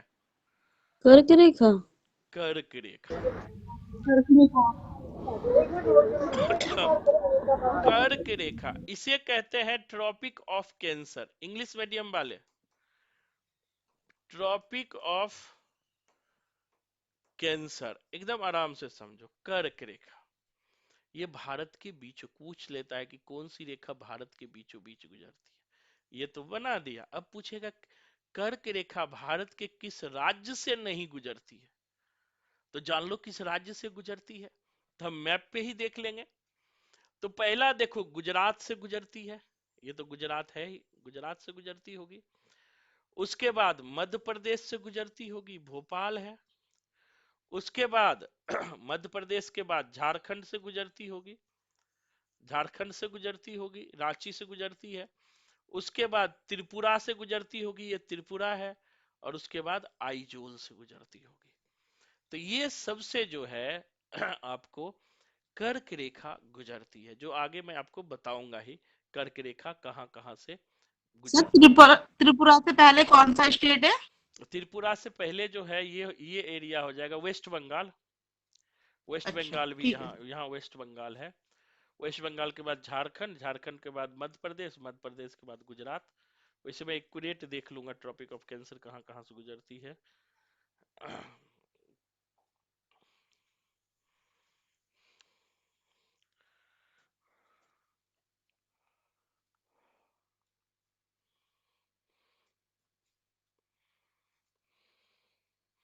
थोड़ा मैप का जानना बहुत जरूरी है। मैप जानोगे ना तो बहुत सारी चीज आसान हो जाएगा।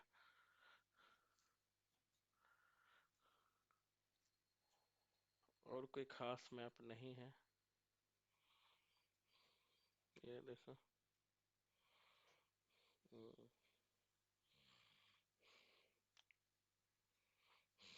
कोई खास नहीं है, चलिए। तो इतना ध्यान रखिएगा आप लोग, मैप में जो है जो अभी हमने देखा है बेसिक चीजें, कुछ और दो तीन पॉइंट्स लिख लीजिए इसमें। जो इम्पोर्टेंट, एक तो याद रखिएगा राज्य और राजधानी भी कल मैं आपको करा दूंगा। कभी कभी सिंपल सा क्वेश्चन पूछ लेता है किस राज्य की कौन सी राजधानी है, बेसिक ही पूछ लेता है, तो वो हमें ध्यान रखना है। और क्या क्या ध्यान रखना है, जैसे कभी कभी पूछ लेगा ना, जनजातियों के बारे में भी जीके में पूछा जाता है कि कौन सी जनजाति कहाँ पाई जाती है, वो हमें जान लेना है। जैसे करंट में प्रथम नोबेल पुरस्कार किस किस को मिला है साहित्य के क्षेत्र में, भारत में किस किस को नोबेल पुरस्कार मिला है, राष्ट्रीय प्रतीक क्या है, राष्ट्रीय गान क्या है, राष्ट्रीय चिन्ह क्या है। थोड़ी सी हमें अपनी पृथ्वी के बारे में पढ़ना है, हमारा अर्थ कैसा है, अर्थ का प्रकार कैसा है। साथ ही साथ जो है देश, जैसे देश का प्रतीक चिन्ह क्या है, जैसे नया नाम पुराना नाम क्या है, जीके में यही पढ़ना होता है, नया नाम पुराना नाम। चट्टानों के प्रकार, विश्व की प्रमुख नदियां जैसे नील नदी, अमेजन नदी, गंगा नदी, वोल्गा, डेन्यूब, ये सब नदी के बारे में थोड़ा थोड़ा हमें पढ़ना है। और जैसे कि हवाओं के बारे में, ट्रेड विंड कभी कभी पूछ लेता है कि कौन सी हवा गर्म हवा है, कौन सी हवा ठंडी हवा है, ये सब भी जानना है। और सन यूएनओ के बारे में थोड़ा सा पढ़ लेना है, संयुक्त राष्ट्र संघ क्या है। और जो है, और भारत में भी हम लोग देख लेंगे कौन कौन प्रमुख झील है, कौन कौन प्रमुख नदियां हैं, कौन कौन प्रमुख दर्रे हैं, ये सब चीजें हम लोग देखते हुए चलेंगे। ठीक है, तो चूंकि आज जो है टाइम पूरा हो गया, तो जो है आज इतना ही रहेंगे। लेकिन जिस बच्चे को अभी जो है हिस्ट्री की क्लास होगी, तो कुछ बच्चे हिस्ट्री के भी क्लास में जुड़ सकते हो, कोई दिक्कत नहीं है। जुड़ के थोड़ा जीके का ही क्लास है तो आप सीख भी सकते हो। और जो नहीं सीखना चाहते हो हिस्ट्री, वो लेफ्ट कर सकते हो, क्योंकि हिस्ट्री का भी बैच अभी 8 बजे से होता है। तो कल से जो है एक सिस्टमेटिक आप लोग का शुरू हो जाएगा, जो भी बच्चे डीएसएसबी वाले, कॉमन पेपर वाले हो। तो आज तो बेसिक हमने बता दिया क्या क्या पढ़ना है। और कल से जो है हम लोग बांट के पढ़ेंगे, आधे घंटे लगभग जो है जीके पढ़ेंगे, और आधे 45 मिनट जो है हम लोग रीजनिंग पढ़ेंगे। इसका फायदा ये होगा क्योंकि रीजनिंग में तो ज्यादा आपको ही बनाना है, हम तो टॉपिक बनाएंगे उसके बाद आपको बना के आना है, तो उसमें थोड़ा सा टाइम लगेगा, लेकिन हम लोग का आगे बढ़ेंगे, है ना। तो देखो, हिस्ट्री की हम लोग बात कर रहे थे, जीके का पार्ट में तो हिस्ट्री भी आता है, लेकिन हिस्ट्री बहुत विशाल होता है। तो बेसिक चीज आज हिस्ट्री में हम समझाएंगे, इसलिए आप लोग भी समझ लीजिए, कोई बुराई नहीं है ना। तो हिस्ट्री में जो हम लोग पढ़ रहे थे, पीछे पीछे हम लोग इंडस सिविलाइजेशन पढ़ रहे थे, हड़प्पा सभ्यता पढ़ रहे थे। और हड़प्पा सभ्यता से कभी कभी सवाल पूछ लेते हैं, तो थोड़ा सा हम लोग समझ लेते हैं, आप लोग के लिए भी जानकारी के लिए है कि जो हड़प्पा सभ्यता है वह एक शहरी सभ्यता थी। हड़प्पा पूर्व सभ्यता ग्रामीण सभ्यता थी, लेकिन हड़प्पा सभ्यता जो है एक शहरी सभ्यता बन गई थी। शहरी सभ्यता मतलब कि एक शहर के जो जो चीज चाहिए वो सारे हड़प्पा में मिलते थे। जैसे कि नगर निर्माण योजना उनका उत्तम था, बड़े बड़े नगर होते थे, गरीबों का रहने का स्थान अलग होता था, अमीरों का रहने का स्थान अलग होता था। दो टीलों में प्रायः विभाजित होते थे, जिसे लोअर टीला कहते थे और दूसरे को अपर टीला कहते थे। तो ये दोनों टीला अपने आप में महत्वपूर्ण होता था। और खास करके अगर हड़प्पा सभ्यता के इतिहास को अगर देखोगे, तो इस दौर में लगभग लगभग जो इंसान थे वो व्यापार करना सीख गए, खेती करना सीख गए। अब हर तरह के काम वो कर सकते थे, उनके लिए कोई भी ऐसा काम नहीं था कि जो उस काम को नहीं कर सके। यह एक हड़प्पा सभ्यता की एक विशेषता थी। जैसे कि अगर देखा जाए कि हड़प्पा सभ्यता में कभी कभी पूछता है सबसे बड़ा नगर कौन था, तो वह मोहनजोदड़ो था। जरूर याद रखना, हड़प्पा सभ्यता का सबसे बड़ा नगर जो था मोहनजोदड़ो था। हड़प्पा जो शहर था वह किस नदी के किनारे था, कोई बताओ, सामान्य चीज मैं पूछ रहा हूँ, हिस्ट्री वाले बच्चे सिंधु। लोग। हम्म, हड़प्पा किस नदी के तट रावी पे? नदी। रावी नदी के तट पे था, और मोहनजोदड़ो सिंधु नदी के तट पे था, है ना। तो ये तट वाले भी हमें कभी कभी पूछ लेता है, जीके में भी पूछ लेता है कौन से तट पे था, सिंधु नदी। ये सब तो बेसिक है, ये सब चीजें हमें ध्यान में रखना है। जैसे कि मोहनजोदड़ो सिंधु नदी के तट पर हो गया। इसी तरह एक उत्तरी सीमा जरूर याद रखिए जीके के हिसाब, जैसे मांडा चिनाव नदी पे है, रूपर सतलज नदी पे है, कालीबंगा घग्घर नदी पे है ना। तो ये बेसिक, जैसे कालीबंगा को काली चूरी का शहर कहा जाता है। जीके में भी पूछता है जोते हुए खेत का प्रमाण कहाँ से मिला है, तो जोते हुए खेत का प्रमाण जो है कालीबंगा से मिला है। ये भी पूछ लेता है कि लोथल क्या था, जीके का क्वेश्चन बनता है, बताओ लोथल क्या था। एक गोदीवाड़ा था। हाँ, एक बंदरगाह था। एक बेसिक पूछ लेता है, लोथल क्या था, बंदरगाह था।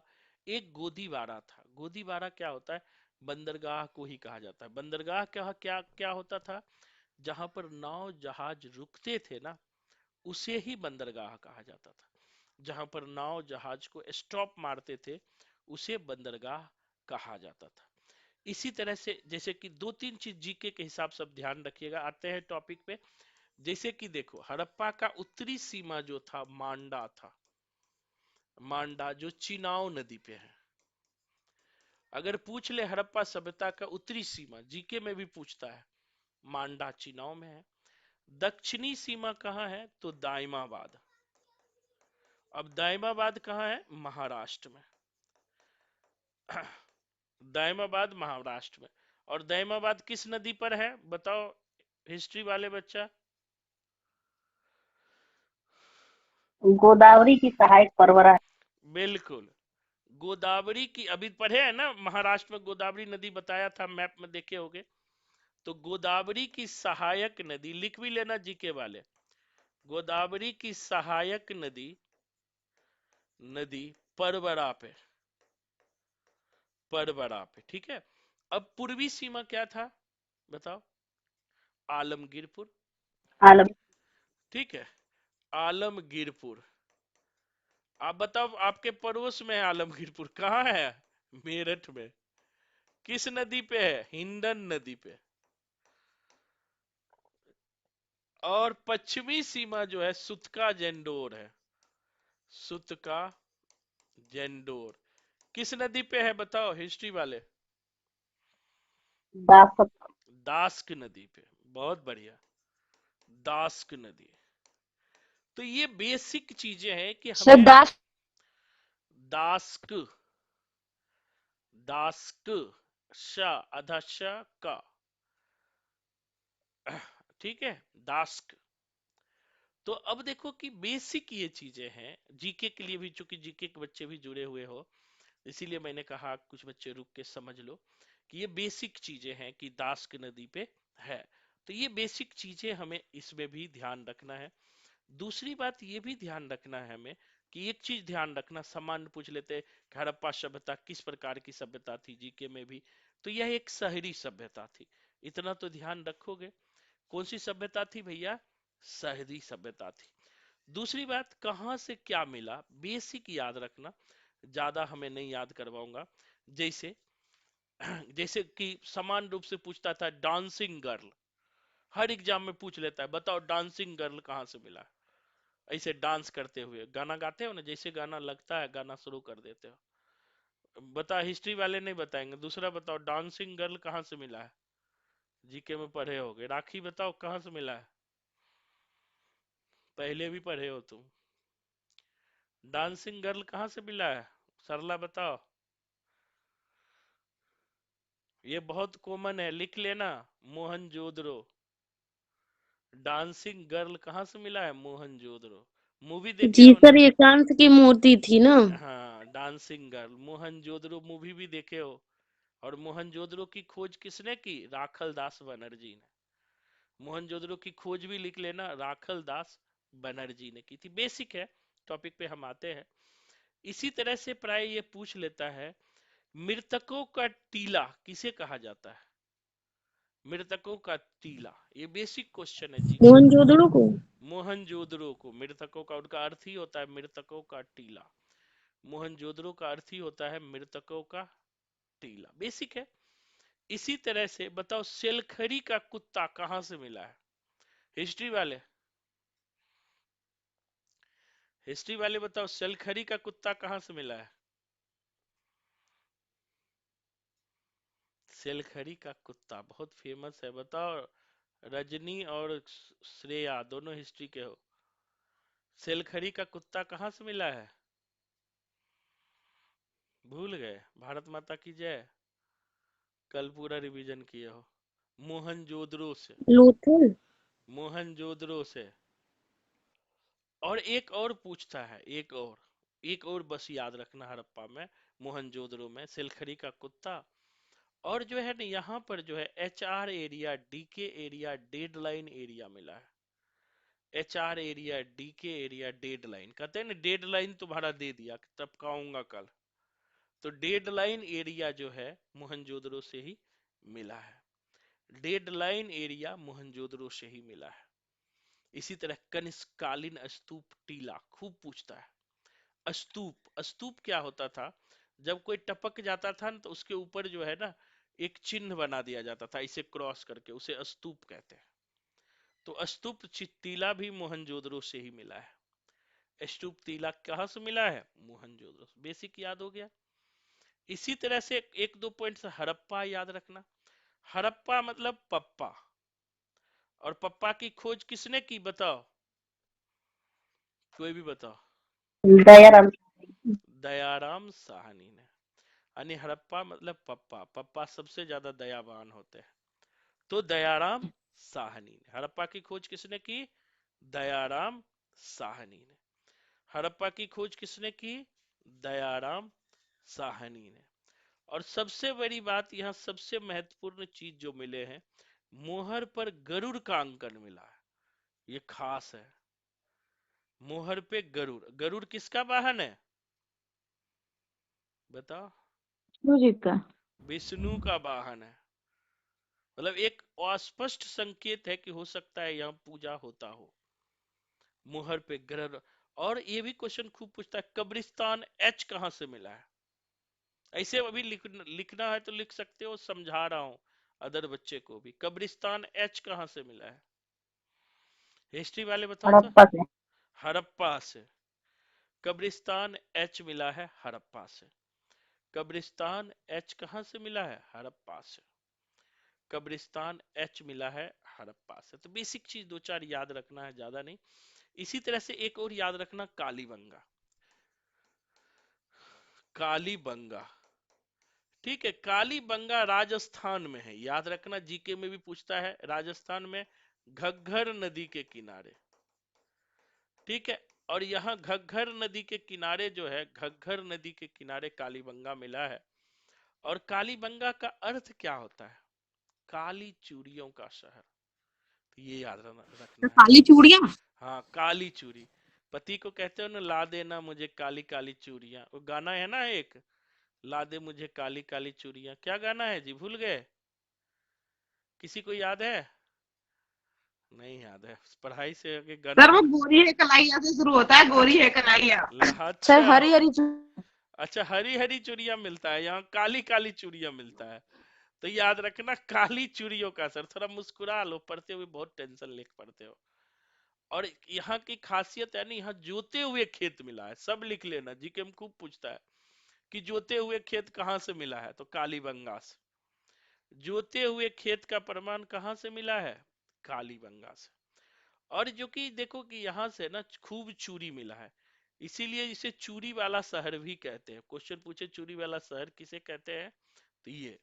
और साथ ही साथ जब चूड़ी वाला शहर है, तो यहाँ के जो है ना स्त्रियां जो है, बड़ा डेंटिंग पेंटिंग पर ज्यादा ध्यान रखती थी। डेंटिंग पेंटिंग समझते हो? हाँ, मुंह को तोपते रहना ठंडी में भी। अरे पता है ठंडी में भी ठंडी का क्रीम आता है, आजे मैं सुना हूं। आप लोग जानते हो? ठंडी का भी क्रीम अलग से जी आता है। सर। अरे बाप रे, मेरा खर्चा हो गया। तो ठंडी का क्रीम, हम तो सुने थे गर्मी का क्रीम होता है सन रोजन बसम, यानी कि सन को जो है ना रोकने के लिए, सूरज को। आज मैं पहली बार सुना ठंडी को बचाने के लिए भी ठंड वाला क्रीम होता है। बोले वाह वाह, ये भैया क्रीम वाले कितने मजेदार है, बेवकूफ बना बना पैसे कमाते हैं, है ना। उससे लगाने से ठंड थोड़े नहीं लगता है, लगता है ठंड।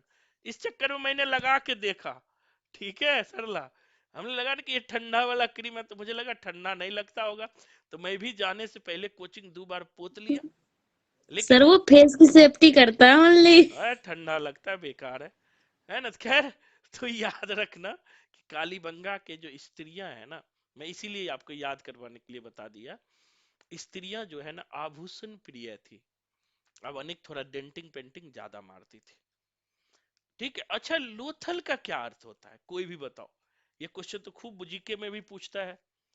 हिस्ट्री वाले तो बता ही देगा, अच्छा आज थोड़ा जीके वाले बता दो।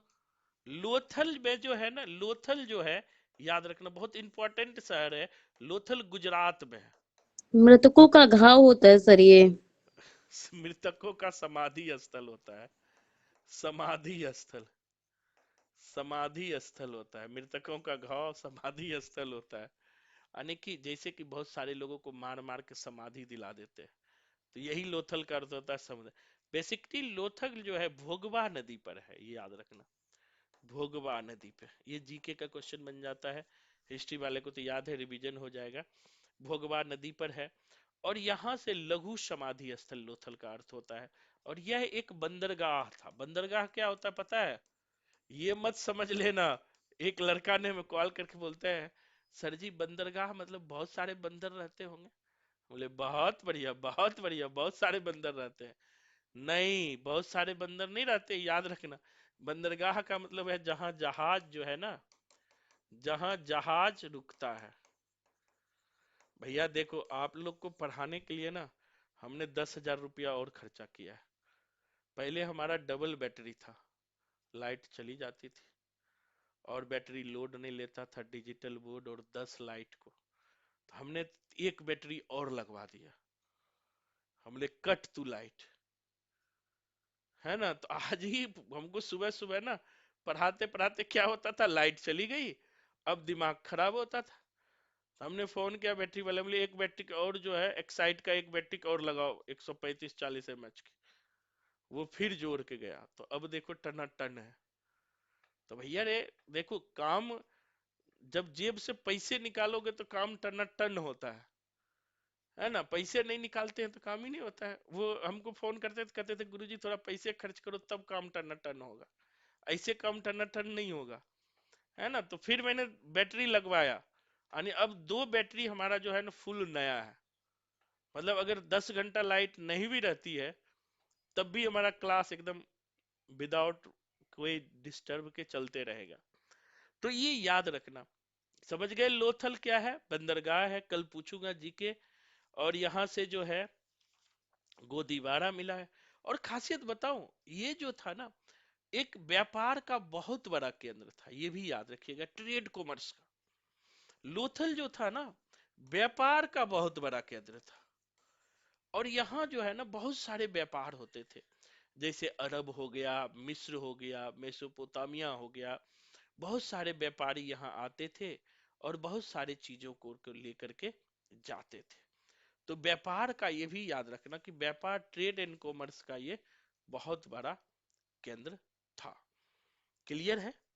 कुछ चीज और है यहाँ पर ध्यान रखिएगा। एक एक जो है एक एक धौलावीरा है, ये भी याद रखना। धौलावीरा भी पूछ लेता है जीके में, जो इम्पोर्टेंट है हर एग्जाम में। मैं रिवीजन करवा दूं एक बार और। जो धौलावीरा है ये भी गुजरात में है। और गुजरात में इनकी खासियत क्या है भैया, याद रखना। यहां से ना हड़प्पा सभ्यता में जो है क्या खासियत है, तो यहां से ना तालाब की प्राप्ति हुई है। यहां से तालाब, तालाब का नाम भी था मनहर और मनसर। 2 तालाब था, मनहर मनसर, यानी नहाने के लिए तालाब। पूछे ना नहाने के लिए तालाब कहां से मिला है, तो धौलावीरा से मिला है। अब जैसे आप लोग का भी मन करता है ना तनी नहा लें, सड़ा हुआ पानी में नहाने जाते हो, मुझे पता है। जहाँ दिल्ली वाले क्या करते हैं, हम भी कभी कभी जाना पड़ता है भैया, घर वाले के डर से जाना पड़ेगा, नहीं तो जीना हराम हो जाएगा, है ना। तो भैया रे कभी कभी ना, जैसे कि रोहिणी में है, नोएडा में है, क्या करता है, मतलब कि वो पानी जो है घेरा हुआ पानी है, उसी पानी में बोरिंग से पानी जो है चलते रहता है, उसी में लोग उछल उछल, इतना पानी होता है, उछल उछल के इतना खुश होता है ना, लगता है भगवान मिल गया। और उसी पानी में नाचते रहते हैं। कोई देखे हो? बताओ दिल्ली वाला। जी सर, वो इफेक्ट बहुत करता अ, है, साइड देखे इफेक्ट। हो? नाचते रहते, खुश हो जाते। हम उन लोगों को कहते, मैं चला जाता हूँ भैया, क्या करूं, घर वाली बोलती जाता हूँ, लेकिन मैं नहाता नहीं हूँ, बैठ के देखता हूँ। मैं बोलता यार मैं क्या, हमारे गांव में तो इतना बढ़िया कोसी नदी है, गंगा नदी है, एकदम तैर तैर के स्वच्छ पानी में नहाओ। वहां तो कोई नहाते हुए नाचता नहीं है जैसे दिल्ली वाले नाचता है ना। वो भी सड़ा हुआ पानी में। खैर, तो ये तालाब है, अब नहीं भूलोगे। धौला विलास क्या मिला है? तालाब। कहोगे सर पक्का देसी हो? वाकई में देसी हो। हमारी मैडम भी कभी कभी मुझसे चिढ़ जाती है कि तुम पक्का जो है ना छोड़ोगे नहीं देसीपन। तो है, तालाब का जो है ना यहाँ से प्राप्ति हुई मंसर। और एक खासियत और ही है यहाँ पर ध्यान रखना, यहाँ से एक लंबा दीवाल पर लेख मिला है। ये क्वेश्चन खूब पूछता है। दीवाल पर जो है, दीवाल पर लंबा लेख मिला है, ठीक है, बड़ा सा लेख दीवाल पर मिला है। और खासियत ये भी है सिंबल वाला। और हड़प्पा की लिपि ये भी पूछता है, देखो हड़प्पा की लिपि क्या थी, सिंबॉलिक लिपि थी। सिंबल यानी कि चित्रात्मक लिपि थी, जिसे गोमेद लिपि भी कहते हैं। ये क्वेश्चन पूछता है जीके में भी, याद रखना, हड़प्पा सभ्यता की लिपि जो थी ना चित्रात्मक लिपि थी, आज की तरह अक्षरात्मक नहीं थी। आज कैसी लिपि है बताओ, अक्षरात्मक लिपि है, पता है, और पहले थी चित्रात्मक लिपि। और इसीलिए आज तक कोई लिपि को पढ़ा नहीं पाया। और सबसे बड़ी लिपि की प्राप्ति कहाँ हुई है, तो धौलावीरा के दीवाल पर प्राप्त हुई है। कहां से हुई है, धौलावीरा की दीवाल पर प्राप्त हुई है। तो ये बेसिक चीजें हैं, हमें ध्यान रखना। एक चीज और क्वेश्चन जो पूछता है हड़प्पा से, क्योंकि देखो हड़प्पा जीके के सेक्शन में और ऑप्शनल में तो है ही, उसको तो हमें याद भी रखना है, जीके में भी याद रखना है। अब आता है कि हड़प्पा सभ्यता का अंत कैसे हुआ। एक सवाल आता है, ये क्वेश्चन मिलाने के लिए जीके में भी दे देता है कभी कभी, आप पढ़ लो, 10 मिनट में हो जाएगा। और जो हिस्ट्री के बच्चे हैं वो भी पढ़ लो, उनके लिए भी नए होंगे। तो एक सवाल आता है कि इतनी बड़ी सभ्यता, हड़प्पा सभ्यता का उदय तो धीरे धीरे हुआ, जिसे आप जानते हो है, देखो हम इसको ले रहे हैं मिटाने के लिए। आजकल मेरी आदत हो गई है ना वो हाथ से मिटाने वाला, क्योंकि वहां पर मिटाना होता है ना, तो इसलिए ये पता ही नहीं है कि अपना स्विचिंग सिस्टम है, मिट गया। सही बता रहा हूँ, व्हाइट बोर्ड वाला सिस्टम। तो सर पहली वाली याद होगी ना। नहीं, अब इसलिए आदत बनना है ना, क्योंकि वहां जाता हूँ ना ऑफलाइन क्लास, तो वहाँ व्हाइट बोर्ड ही है, तो व्हाइट बोर्ड पे जो लिखता हूँ तो वहाँ मिटाना पड़ता है, कष्ट होता है ना। मैं तो सारा सिस्टम वही कर दूं, लेकिन अभी क्या है ना, वहाँ बच्चे बहुत कम आ रहे हैं। तो अब यह क्या है कि यहाँ तो हम घर से तो 9 बजे भी क्लास मतलब ले लेते हैं, 10 बजे भी बच्चे को पढ़ा लेते हैं। लेकिन क्या है, ऑफिस से आप नहीं पढ़ा सकते हो ना, इसीलिए जो है एक सिस्टम हमारा घर पर ही रहेगा। हमारा बोल रहा था पार्टनर सारा सिस्टम यही कर दो, बोले ना बेटा, एक सिस्टम मेरे घर पे रहेगा, होगा तो वहाँ एक और ले लेंगे, लेकिन एक सिस्टम यही रहेगा, आप लोग को तभी तो फायदा होगा, है ना। तो अब देखिए कि एक चीज और आप समझना कि हड़प्पा सभ्यता का अंत कैसे हुआ। यहां से क्वेश्चन बार बार पूछता है, यूपी यूपी में पूछ लेता है, अंत कैसे हुआ एच सभ्यता का। भैया रे, एच सभ्यता का अंत कैसे हुआ, समझिएगा। सबसे पहले मार्शल, एक नाम आया जॉन मार्शल। मार्शल ने कहा हड़प्पा सभ्यता का जो अंत, मार्शल ने कहा मोहनजोदड़ो का अंत। मार्शल ने कहा, लिख लेना, मोहनजोदड़ो का अंत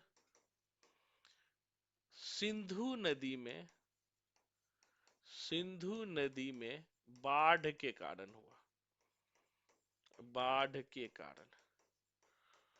मार्शल ने क्या कहा, मोहनजोदड़ो का अंत जो है ना, सिंधु नदी में बाढ़ के सर कारण। मोहनजोदड़ो और सभ्यता, ये हड़प्पा सभ्यता एक ही है दोनों? देखो हड़प्पा सभ्यता का एक नगर है मोहनजोदड़ो, जैसे हम अच्छा। भारत कहते हैं, तो भारत का ही शहर दिल्ली भी है, गुजरात भी है, राजस्थान भी है, महाराष्ट्र भी है, राज्य है ना। उसी तरह से मोहनजोदड़ो जो है हड़प्पा सभ्यता का ही शहर है। तो मार्शल, देखो अब कोडिंग से कैसे याद करोगे, मो से मार्शल, मो से मोहनजोदड़ो। अब फिल्म में भी आपने देखा होगा, ऋतिक रोशन का फिल्म है मोहनजोदड़ो, उसमें देखा होगा आपने कि सिंधु नदी के बाढ़ के कारण ही मोहनजोदड़ो, क्यों, क्योंकि मोहनजोदड़ो सिंधु नदी के किनारे बसा हुआ है। किस नदी के किनारे बसा हुआ है, सिंधु नदी के किनारे बसा हुआ है। तो चूंकि बाढ़ आया होगा और दह गया होगा, जैसे आप भी देखते होगे, आपका गांव जिस नदी के किनारे बसा हुआ है, कभी कभी नदी में पानी आता है तो भारत माता की जय हो जाता है। हमारे गांव में भी बहुत बाढ़ आता था, अब नहीं आता है, बहुत ज्यादा बाढ़ आता था। पूरा हमारा जो पहला छत मंजिल था ना, वो डूब जाता था, तो बड़ा खतरनाक था। अब देखो दूसरा है मेकई, मेकाई, ये नाम है मेकाई नाम। इन्होंने कहा चनहुदर को उजरने का कारण, चनहुदर एक शहर है, चनहुदर का उजरने का कारण भी जो है सिंधु नदी की बाढ़ है। चनहुदर को उजरने का कारण जो है सिंधु नदी का बाढ़ है। मेकाई और मार्शल। अब देखो चनहुदर भी सिंधु नदी के किनारे है। चनहुदर भी किसे, मेकाई खोज भी किया था चनहुदर का, और कहा कि उजरने का कारण सिंधु नदी पर बाढ़ है। अब बताओ लोथल को उजरने का क्या कारण था, कोई बताओ, लोथल का विध्वंस क्यों हुआ? कोई बताओ, हिस्ट्री वाले बच्चा बताओ। बाढ़ के कारण। किसने कहा लोथल? अच्छा बताओ, गुजरात का खोज किसने किया, गुजरात के साइट का अधिकतर?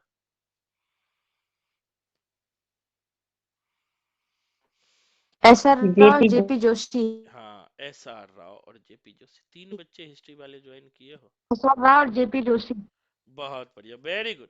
अब देखो कि इन्होंने लोथल को क्या, SR राव ने कहा, SR राव लिख लेना, कि लोथल का उजरने का कारण भोगवा नदी का बाढ़ है। भोगवा नदी का बाढ़। भोगवा नदी क्यों? कि लोथल भोगवा नदी के किनारे बसा था।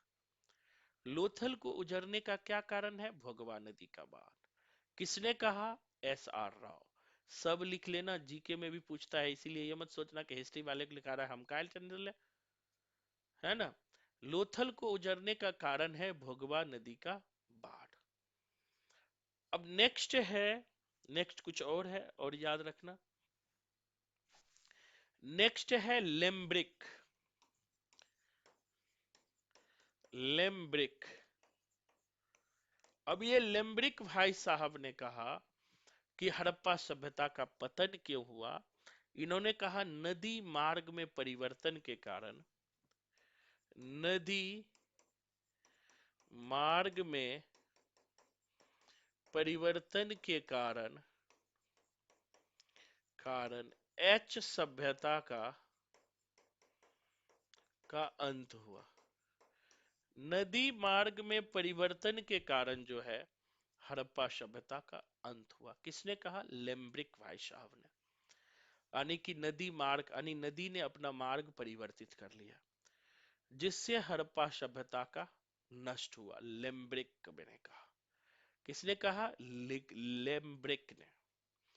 पिगमट ने कहा, पिगमट, मानसूनी हवा में बदलाव, मानसूनी हवा में बदलाव। पिगमट ने कहा कि हड़प्पा सभ्यता का अंत क्यों हुआ? क्योंकि मानसूनी हवा में ही बदलाव आ गया, और मानसूनी हवा में बदलाव आया और जो है हड़प्पा सभ्यता, यानी कि मानसून ही खराब हो गया, जिससे हड़प्पा सभ्यता का अंत हो गया। जैसे कभी कभी कहते हैं ना कि उत्तर भारत में मानसून इस बार आया नहीं। अगर मानसून नहीं आता है तो सुखाड़ पड़ जाता है, और ज्यादा मानसून आ जाता है तो बाढ़ आ जाता है। तो पिगमट कहते हैं मानसूनी बहाव के कारण। अब देखो कि छठा है के यू आर, कैनेडी। कैनेडी ने कहा मलेरिया बीमारी से, मलेरिया बीमारी, हड़प्पा सभ्यता का अंत जो है KUR कैनेडी कहते हैं मलेरिया नामक बीमारी से हुआ। KUR कैनेडी कहते हैं मलेरिया नामक बीमारी से हुआ। KUR कैनेडी कहते हैं मलेरिया नामक बीमारी से हुआ। नेक्स्ट है, 2-3 नाम और लिख लेना। घोष, सूद एंड अग्रवाल। घोष, सूद और अग्रवाल कहते हैं विवर्तनिक हलचल। विवर्तनिक हलचल। घोष, सूद, अग्रवाल कहते हैं कि हड़प्पा सभ्यता का जो अंत हुआ विवर्तनिक हलचल। विवर्तनिक हलचल समझते हो क्या होता है? हम्म धरती का यस हिलना। सर, भूकंप। भूकंप, धरती का हिलना।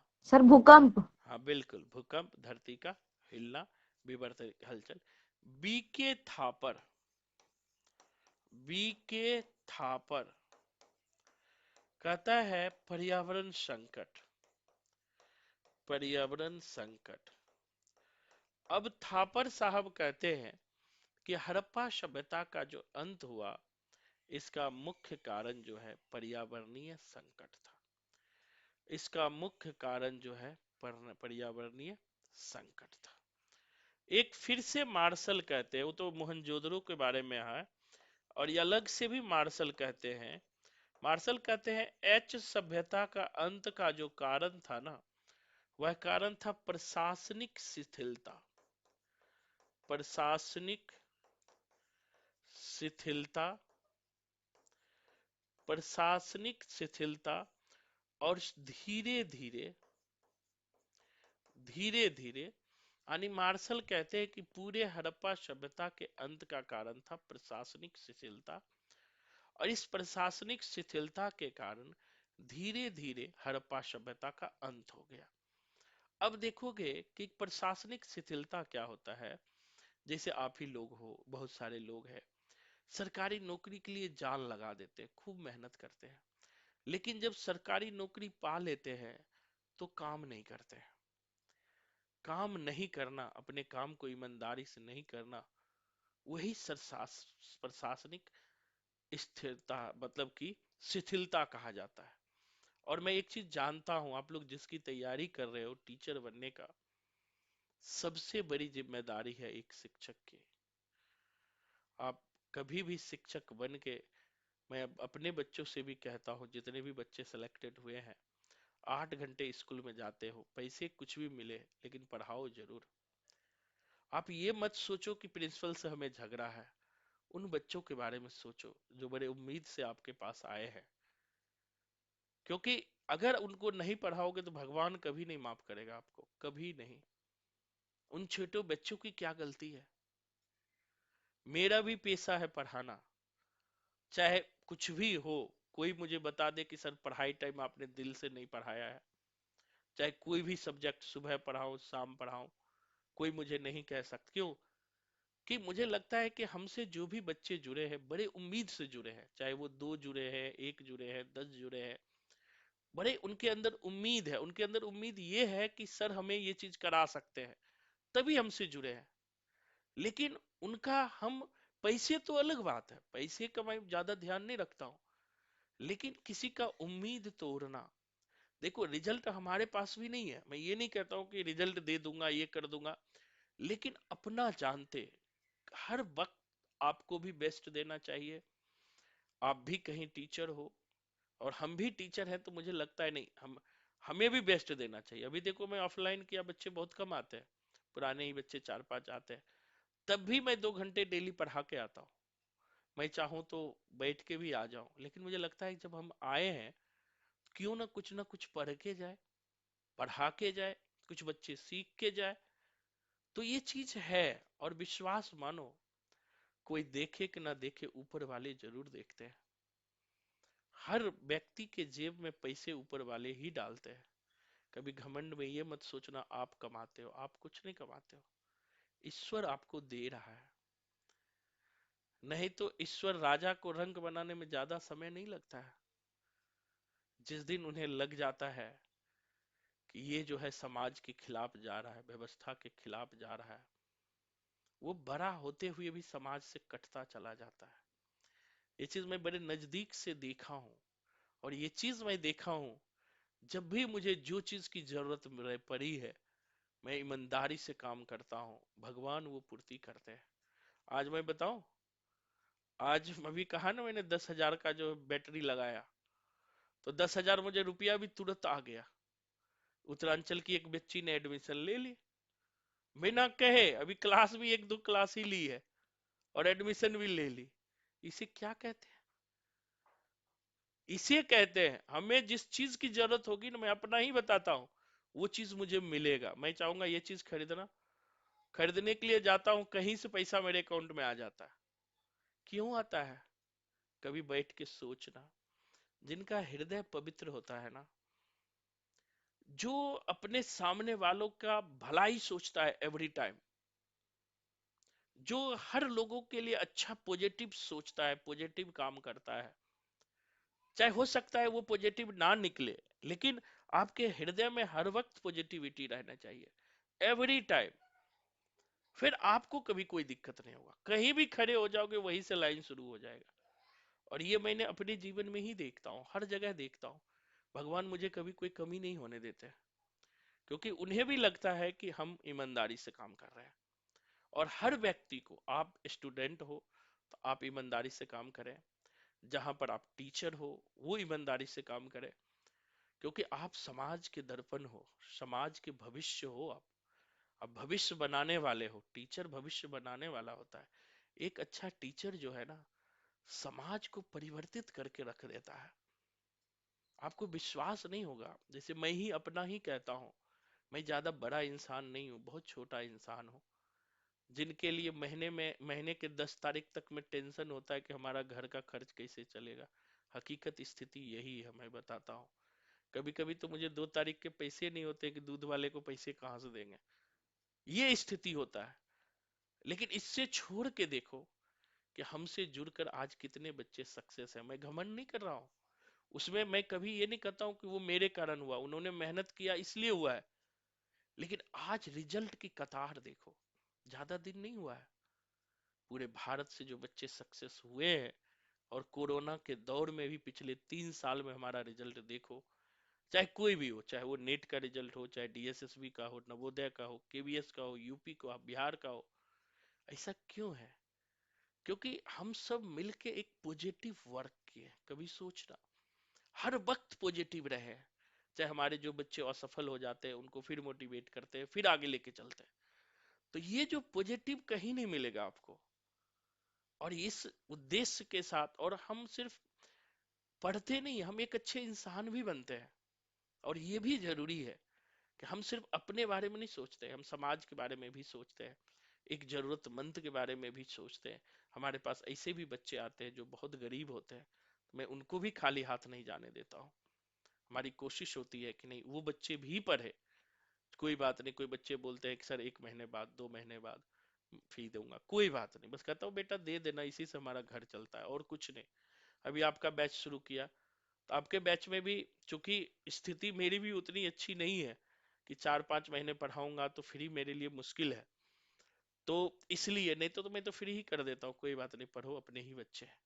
लेकिन जहां समस्या आ जाती है, फिर उस समस्या को थोड़ा सा हमें ही देखना पड़ता है, और हमारा भी कोई नहीं है तो पता ही है करना है। तो खैर, तो पढ़ाई के साथ साथ हमें अच्छे इंसान भी बनना है, मेहनत तो करना ही है। और मेहनत करेंगे तो आज ना कल तो रिजल्ट हमारे पास आएगा ही। तो खैर, ये सब चीजें हम पढ़ रहे थे, जैसे पिगमट हो गया, कैनेडी हो गया, घोष अग्रवाल, बीके थापर हो गया। इन सब के अप्रोच थोड़ा सा देख लीजिएगा, अप्रोच क्या है। और जीके के लिए ज्यादा इसमें नहीं पढ़ना है। और इसके साथ ही जो है हड़प्पा सभ्यता के जो है टॉपिक भी जो है हमारा वाइंड अप हो गया। तो जो बच्चे हिस्ट्री के भी हो उनके लिए भी जो है ये टॉपिक खत्म हो गया। थोड़ा और हम लोग चर्चा करेंगे। हड़प्पा सभ्यता के बाद जो पढ़ते हैं ना, कुछ पॉइंट्स और है जिसे मैं भेज दूंगा, जरूरी वाला। दूसरी बात पढ़ते हैं कि एक सवाल और आता है इतिहास में, आखिर क्या कारण था एक शहरी सभ्यता के पतन के बाद पुनः एक ग्रामीण सभ्यता आ गई? क्या कारण था? कोई बताएंगे? हमें कल्चर को समझना चाहिए वैसे भी। आखिर क्या कारण था एक शहरी सभ्यता के पतन के बाद फिर से ग्रामीण सभ्यता का आविर्भाव हो गया? जो वैदिक काल आया, थोड़ा सा वैदिक काल के बारे में आज हम समझते हैं, और कल वैदिक काल हम पढ़ेंगे। बेसिक जीके वाले भी बच्चे पढ़ सकते हो, कोई दिक्कत नहीं है। पढ़ने में कोई बुराई नहीं है, ऑप्शन मिले तो पढ़ो, जहां जो अच्छी चीज मिले लो। तो क्या कारण था कि देखो, हड़प्पा सभ्यता एक शहरी सभ्यता थी, और धीरे धीरे जब हड़प्पा सभ्यता का पतन हुआ ना, तो एक पोस्ट हड़प्पा सभ्यता भी आया। हड़प्पा के बाद, जो हड़प्पा के बाद की सभ्यता आया, जैसे कि बहुत सारी हड़प्पा के बाद की सभ्यता है, धीरे धीरे वो सभ्यता कमजोर होता चला गया। प्रशासनिक शिथिलता के कारण, बार बार बाढ़ के कारण, मलेरिया के कारण, भिन्न भिन्न प्रकार के कारण उनका पतन होता गया, और शहरी स्टेटस कमजोर होता गया, और धीरे धीरे वो पुनः गांव में बदल गया। गांव में देखोगे आज भी आवश्यकता की वस्तुएं बहुत कम होती है, यानी उनकी आवश्यकताएं ही कम होती है। लेकिन शहर में बहुत सारी आवश्यकताएं हैं, उनकी पूर्ति के लिए हम लगातार मेहनत करते हैं। और खास करके हड़प जो वैदिक सभ्यता आया, इसमें जो आर्य थे, आर्य बेसिकली भारतीय नहीं थे। जो आर्य आए वो विदेशी थे, मध्य एशिया के थे, सेंट्रल एशिया के थे, गोबी रेगिस्तान के थे। अब क्या था, एक चीज आप समझिएगा कि उस समय भी, आज से 4000 साल पहले भी, भारत एक समृद्ध देश था। भारत में हर प्रकार की जलवायु थी, नदी थी। लेकिन जो मध्य एशिया आज है, Iran, Iraq, Syria, Jordan, Mongolia, यह सब एक डेजर्ट एरिया था। डेजर्ट एरिया मतलब होता है सूखा एरिया। यहाँ ज्यादा कुछ नहीं था, लेकिन यहाँ के लोग जो थे, जीवन जीने के लिए बड़े जीवट प्राणी थे। आप पता है ना कि जहाँ कुछ नहीं होता है तो वहां के लोग बड़े संघर्षशील होते हैं। वही आर्य थे, संघर्षशील। तो कहा जाता है कि आर्य जो है, सबसे पहले 5 आर्य, आगे बताऊंगा, यदु, यनु, दुह्य, तुर्वश और पुरु, ये 5 आर्य जो है सिंधु नदी के तट पर आए। जो सिंधु नदी अभी हमने पढ़ा है, और उसी सिंधु नदी के तट पे धीरे धीरे वो बस गए। क्या किए वो? धीरे धीरे सिंधु नदी के तट पे वो बस गए, और धीरे धीरे इसी 5 आर्य का जो है डेवलपमेंट होता गया। और ये आर्य चूंकि संघर्षशील थे, चूंकि मेहनती थे, इनके पास घोड़े था, इसीलिए ये अपने आप को श्रेष्ठ समझने लगे। जो भारतीय थे उसे गैर आर्य माना गया। जो भारत में पहले से रहते थे वो थोड़ा आलसी थे। आपने देखा होगा जिनको सारी सुविधाएं मिल जाती है, बड़े आलसी हो जाते हैं। बुरा मत मानना, जो प्रॉपर दिल्ली के हैं, जिनके दादा परदादा दिल्ली में रहते हैं, देखोगे कि उनके बच्चे बड़े नालायक होते हैं, बिल्कुल नहीं पढ़ते हैं, 10वीं बड़ी कठोरता से पास करते हैं। और वही यूपी बिहार के बच्चे जब दिल्ली आते हैं तो आप देखोगे पागलों की तरह पढ़ते हैं। क्यों पढ़ते हैं?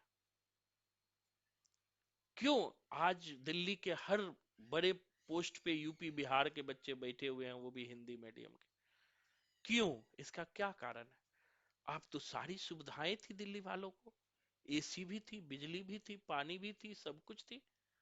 लेकिन उधर तो कोई सुविधाएं नहीं था, 4x6 के कमरे में सालों साल बंद रहे हैं। इसका सबसे बड़ा रीजन है ना अभाव। अभाव इंसान को मेहनत करने को मजबूर कर देता है।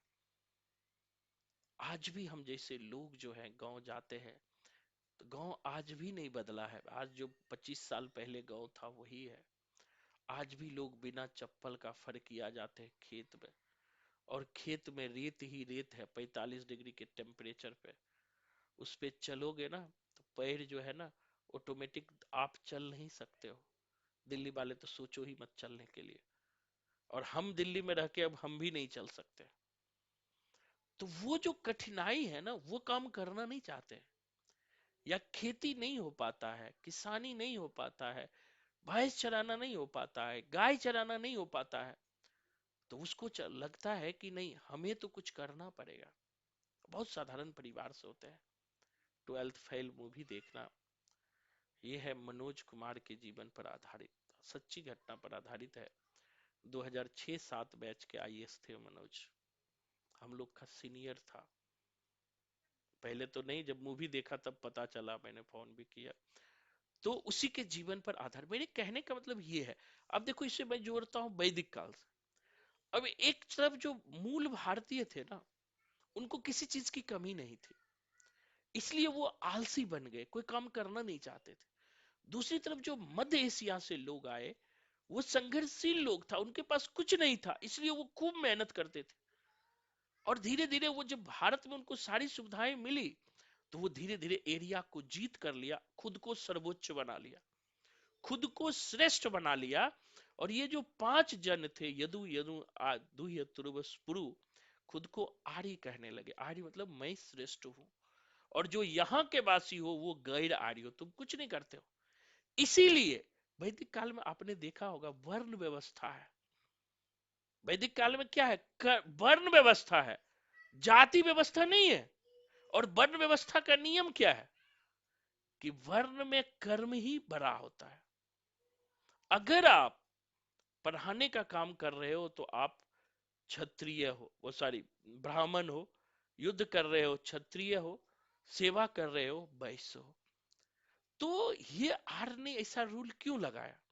क्योंकि आर्य चूंकि भारतीय नहीं थे, वो वंश परंपरा में अगर चलते तो, जाति परंपरा में चलते तो उसका काम नहीं बनता। वो तो श्रेष्ठता कर्म को मानते थे कि आप कर्म में कितना प्रवृत्त हो, और कर्म के आधार पर ही वो श्रेष्ठ बन गए। और वैदिक संहिता की रचना कर ली, ऋग्वेद की। ऋग्वेद, यजुर्वेद, सामवेद, अथर्ववेद आए। और इधर जो भारतीय लोग आए, भारतीय लोग थे, उनकी स्थिति नीचे नीचे दबती चली गई। और धीरे धीरे यही आर्य जो है, सप्त सैंधव क्षेत्र को क्रॉस करते हुए, सप्त सैंधव मतलब होता है सिंधु और आसपास की नदियों के आसपास बसे, और 5 आर्य से यही 10 जनपद बना। 5 आर्य भी बढ़ते बढ़ते बेटा पोता परपोता छेरपोता 500 सालों में जो है ये डेवलप हुआ, और 10 जनपद का निर्माण कर लिया। यही 10 जनपद पर हो गए आगे 16 महाजनपद में बदल गया। और उसी 16 महाजनपद में एक जो मगध साम्राज्य थे, और जिस मगध साम्राज्य का उदय पाटलिपुत्रा में होता है, उसकी चर्चा हम लोग इतिहास में करते हैं। तो देखो, एक संघर्ष वैदिक काल हमें सिखाता है, शक्तिशाली वही है जो संघर्षशील है। और आज भी कोई मायने नहीं रखता है कितने सुविधाओं से लैस हो, मायने ये रखता है कि आप में कितना जिज्ञासा। मैं तो देखता हूँ गांव के बच्चे जीआरएफ निकाल लेते हैं। हमारा मनोज है, जिनका नेटवर्क भी नहीं पूरा पूरा पुरता था, और नेटवर्क के लिए रेलवे स्टेशन पर आता था, आज जीआरएफ निकाला। और कितना खुश बंदा है कि सर मैं तो जीआरएफ का नाम भी नहीं सुनता था और मैं तो जीआरएफ निकाल दिया। और इतने खुश हुए कि उनकी अपनी वाइफ को जो गांव में रहती है, अब उनके लिए अलग से नेटवर्क की सिस्टम कर दिए, उनकी बीबी भी मेरे पास पढ़ती है। तो कहने का मतलब ये है कि हमारे अंदर जो डेडिकेशन है, हमारे अंदर जो कर्म करने की जो ताकत है, वही हमें आगे ले जाती है। अभी देखो, अभी हम पढ़ रहे हैं, अभी देखो 6 बच्चे बचे हैं, इसमें से 3 बच्चे हैं मतलब हिस्ट्री के, 3 है ना, हाँ, और 2 बच्चे हैं जीके के, और सारे गायब हो गए। अब बताओ, फिर पहले ही दिन में गायब हो गए, तो बताओ इनका रिजल्ट क्या होगा? कोई डेडिकेशन है पढ़ने के प्रति? तो यही चीज देखो, रिजल्ट कौन दिलाता है? रिजल्ट आपके डेडिकेशन दिलाता है। मैं उदाहरण भी देता हूं, तब भी बच्चे पढ़ाई के प्रति बिल्कुल सीरियस नहीं होते हैं। मैं अपने भी बैच में देखता हूँ, चाहे हिंदी का बैच हो, चाहे हिस्ट्री का हो, कोई भी हो, मैं तो कहता हूं कि जो बच्चे यहां से रिजल्ट निकाले उसे फोन करके पूछो, और पूछो कि हम कितने क्लास में डेडिकेटेड थे, क्या क्लास छोड़ के भागते थे?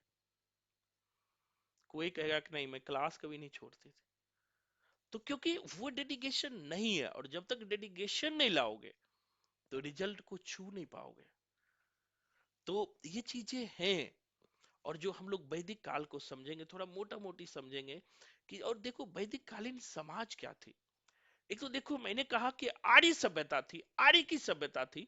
चूंकि आर्य संघर्षशील थे, बाहर से आए थे, तो वो कर्म को प्रधान देगा। वो किसको प्रधान देगा? कर्म को। और वो स्त्री पुरुष में भेद नहीं करेगा। जो कर्म को प्रधानता देता है वो स्त्री पुरुष में भेद नहीं करता है। इसीलिए वैदिक समाज में देखोगे स्त्रियों को स्वतंत्रता है, पुरुषों के समान स्वतंत्रता है। उनको जो है वर चुनने की आजादी है। यहाँ तक कि पति मर गया तो फिर शादी करने की आजादी है। कहीं भी आने, कहीं भी जाने, कहीं भी बसने की आजादी है। पुरुषों के साथ हर चीज में भाग लेने की आजादी है। वैदिक काल में ना सती प्रथा है, ना बाल विवाह है, ना पर्दा प्रथा है, ना दहेज प्रथा है। जितनी भी कुरीतियां हैं, एक भी कुरीति वैदिक काल में नहीं है। वैदिक कालीन समाज जो है दिखावे को ढोंग मांगता है। दिखावा। आप देखोगे वैदिक रीति रिवाज से विवाह कोई किए हो? मैंने किया है। वैदिक रीति रिवाज, वहां कोई खर्च नहीं है। जाओ, वर और दुल्हा, वर और वधू पक्ष जाओ, एक माला खरीद लो 10-10 रुपया का, एक दूसरे को माला पहनाओ, कोर्ट मैरिज शादी करो, हो गया शादी। यहाँ तो पूरी जिंदगी ढकोसले के चक्कर में उड़ा देते हैं 30 लाख 40 लाख रुपया। अब उस लड़के पर 30 लाख खर्च करते हैं जिस लड़के की सैलरी 30,000 नहीं है। इससे बड़ा बेवकूफी क्या है बताओ हमारे समाज में। तो ये वैदिक काल हम लोग पढ़ेंगे। और यही वैदिक काल से कभी क्वेश्चन उठा लिया कि ऋग्वेद क्या है, यजुर्वेद क्या है, सामवेद क्या है, अर्थवेद क्या है। खैर, इसको हम लोग जो है वैदिक काल को कल शुरू करेंगे। तो हिस्ट्री वाले जितने भी बच्चे हैं तो वो वैदिक काल पढ़ के आना, और जो जीके वाले भी है थोड़ा समझ लेना, अच्छी बात है। तो जो है थोड़ा सा हिस्ट्री का क्लास जो है 8:15 बजे से होगा कल से, और जो फर्स्ट पेपर का क्लास 1 टाइम होगा। तो इनको ध्यान रखिएगा। आज हम लोग इतना, चूंकि पहला क्लास था, मैं भी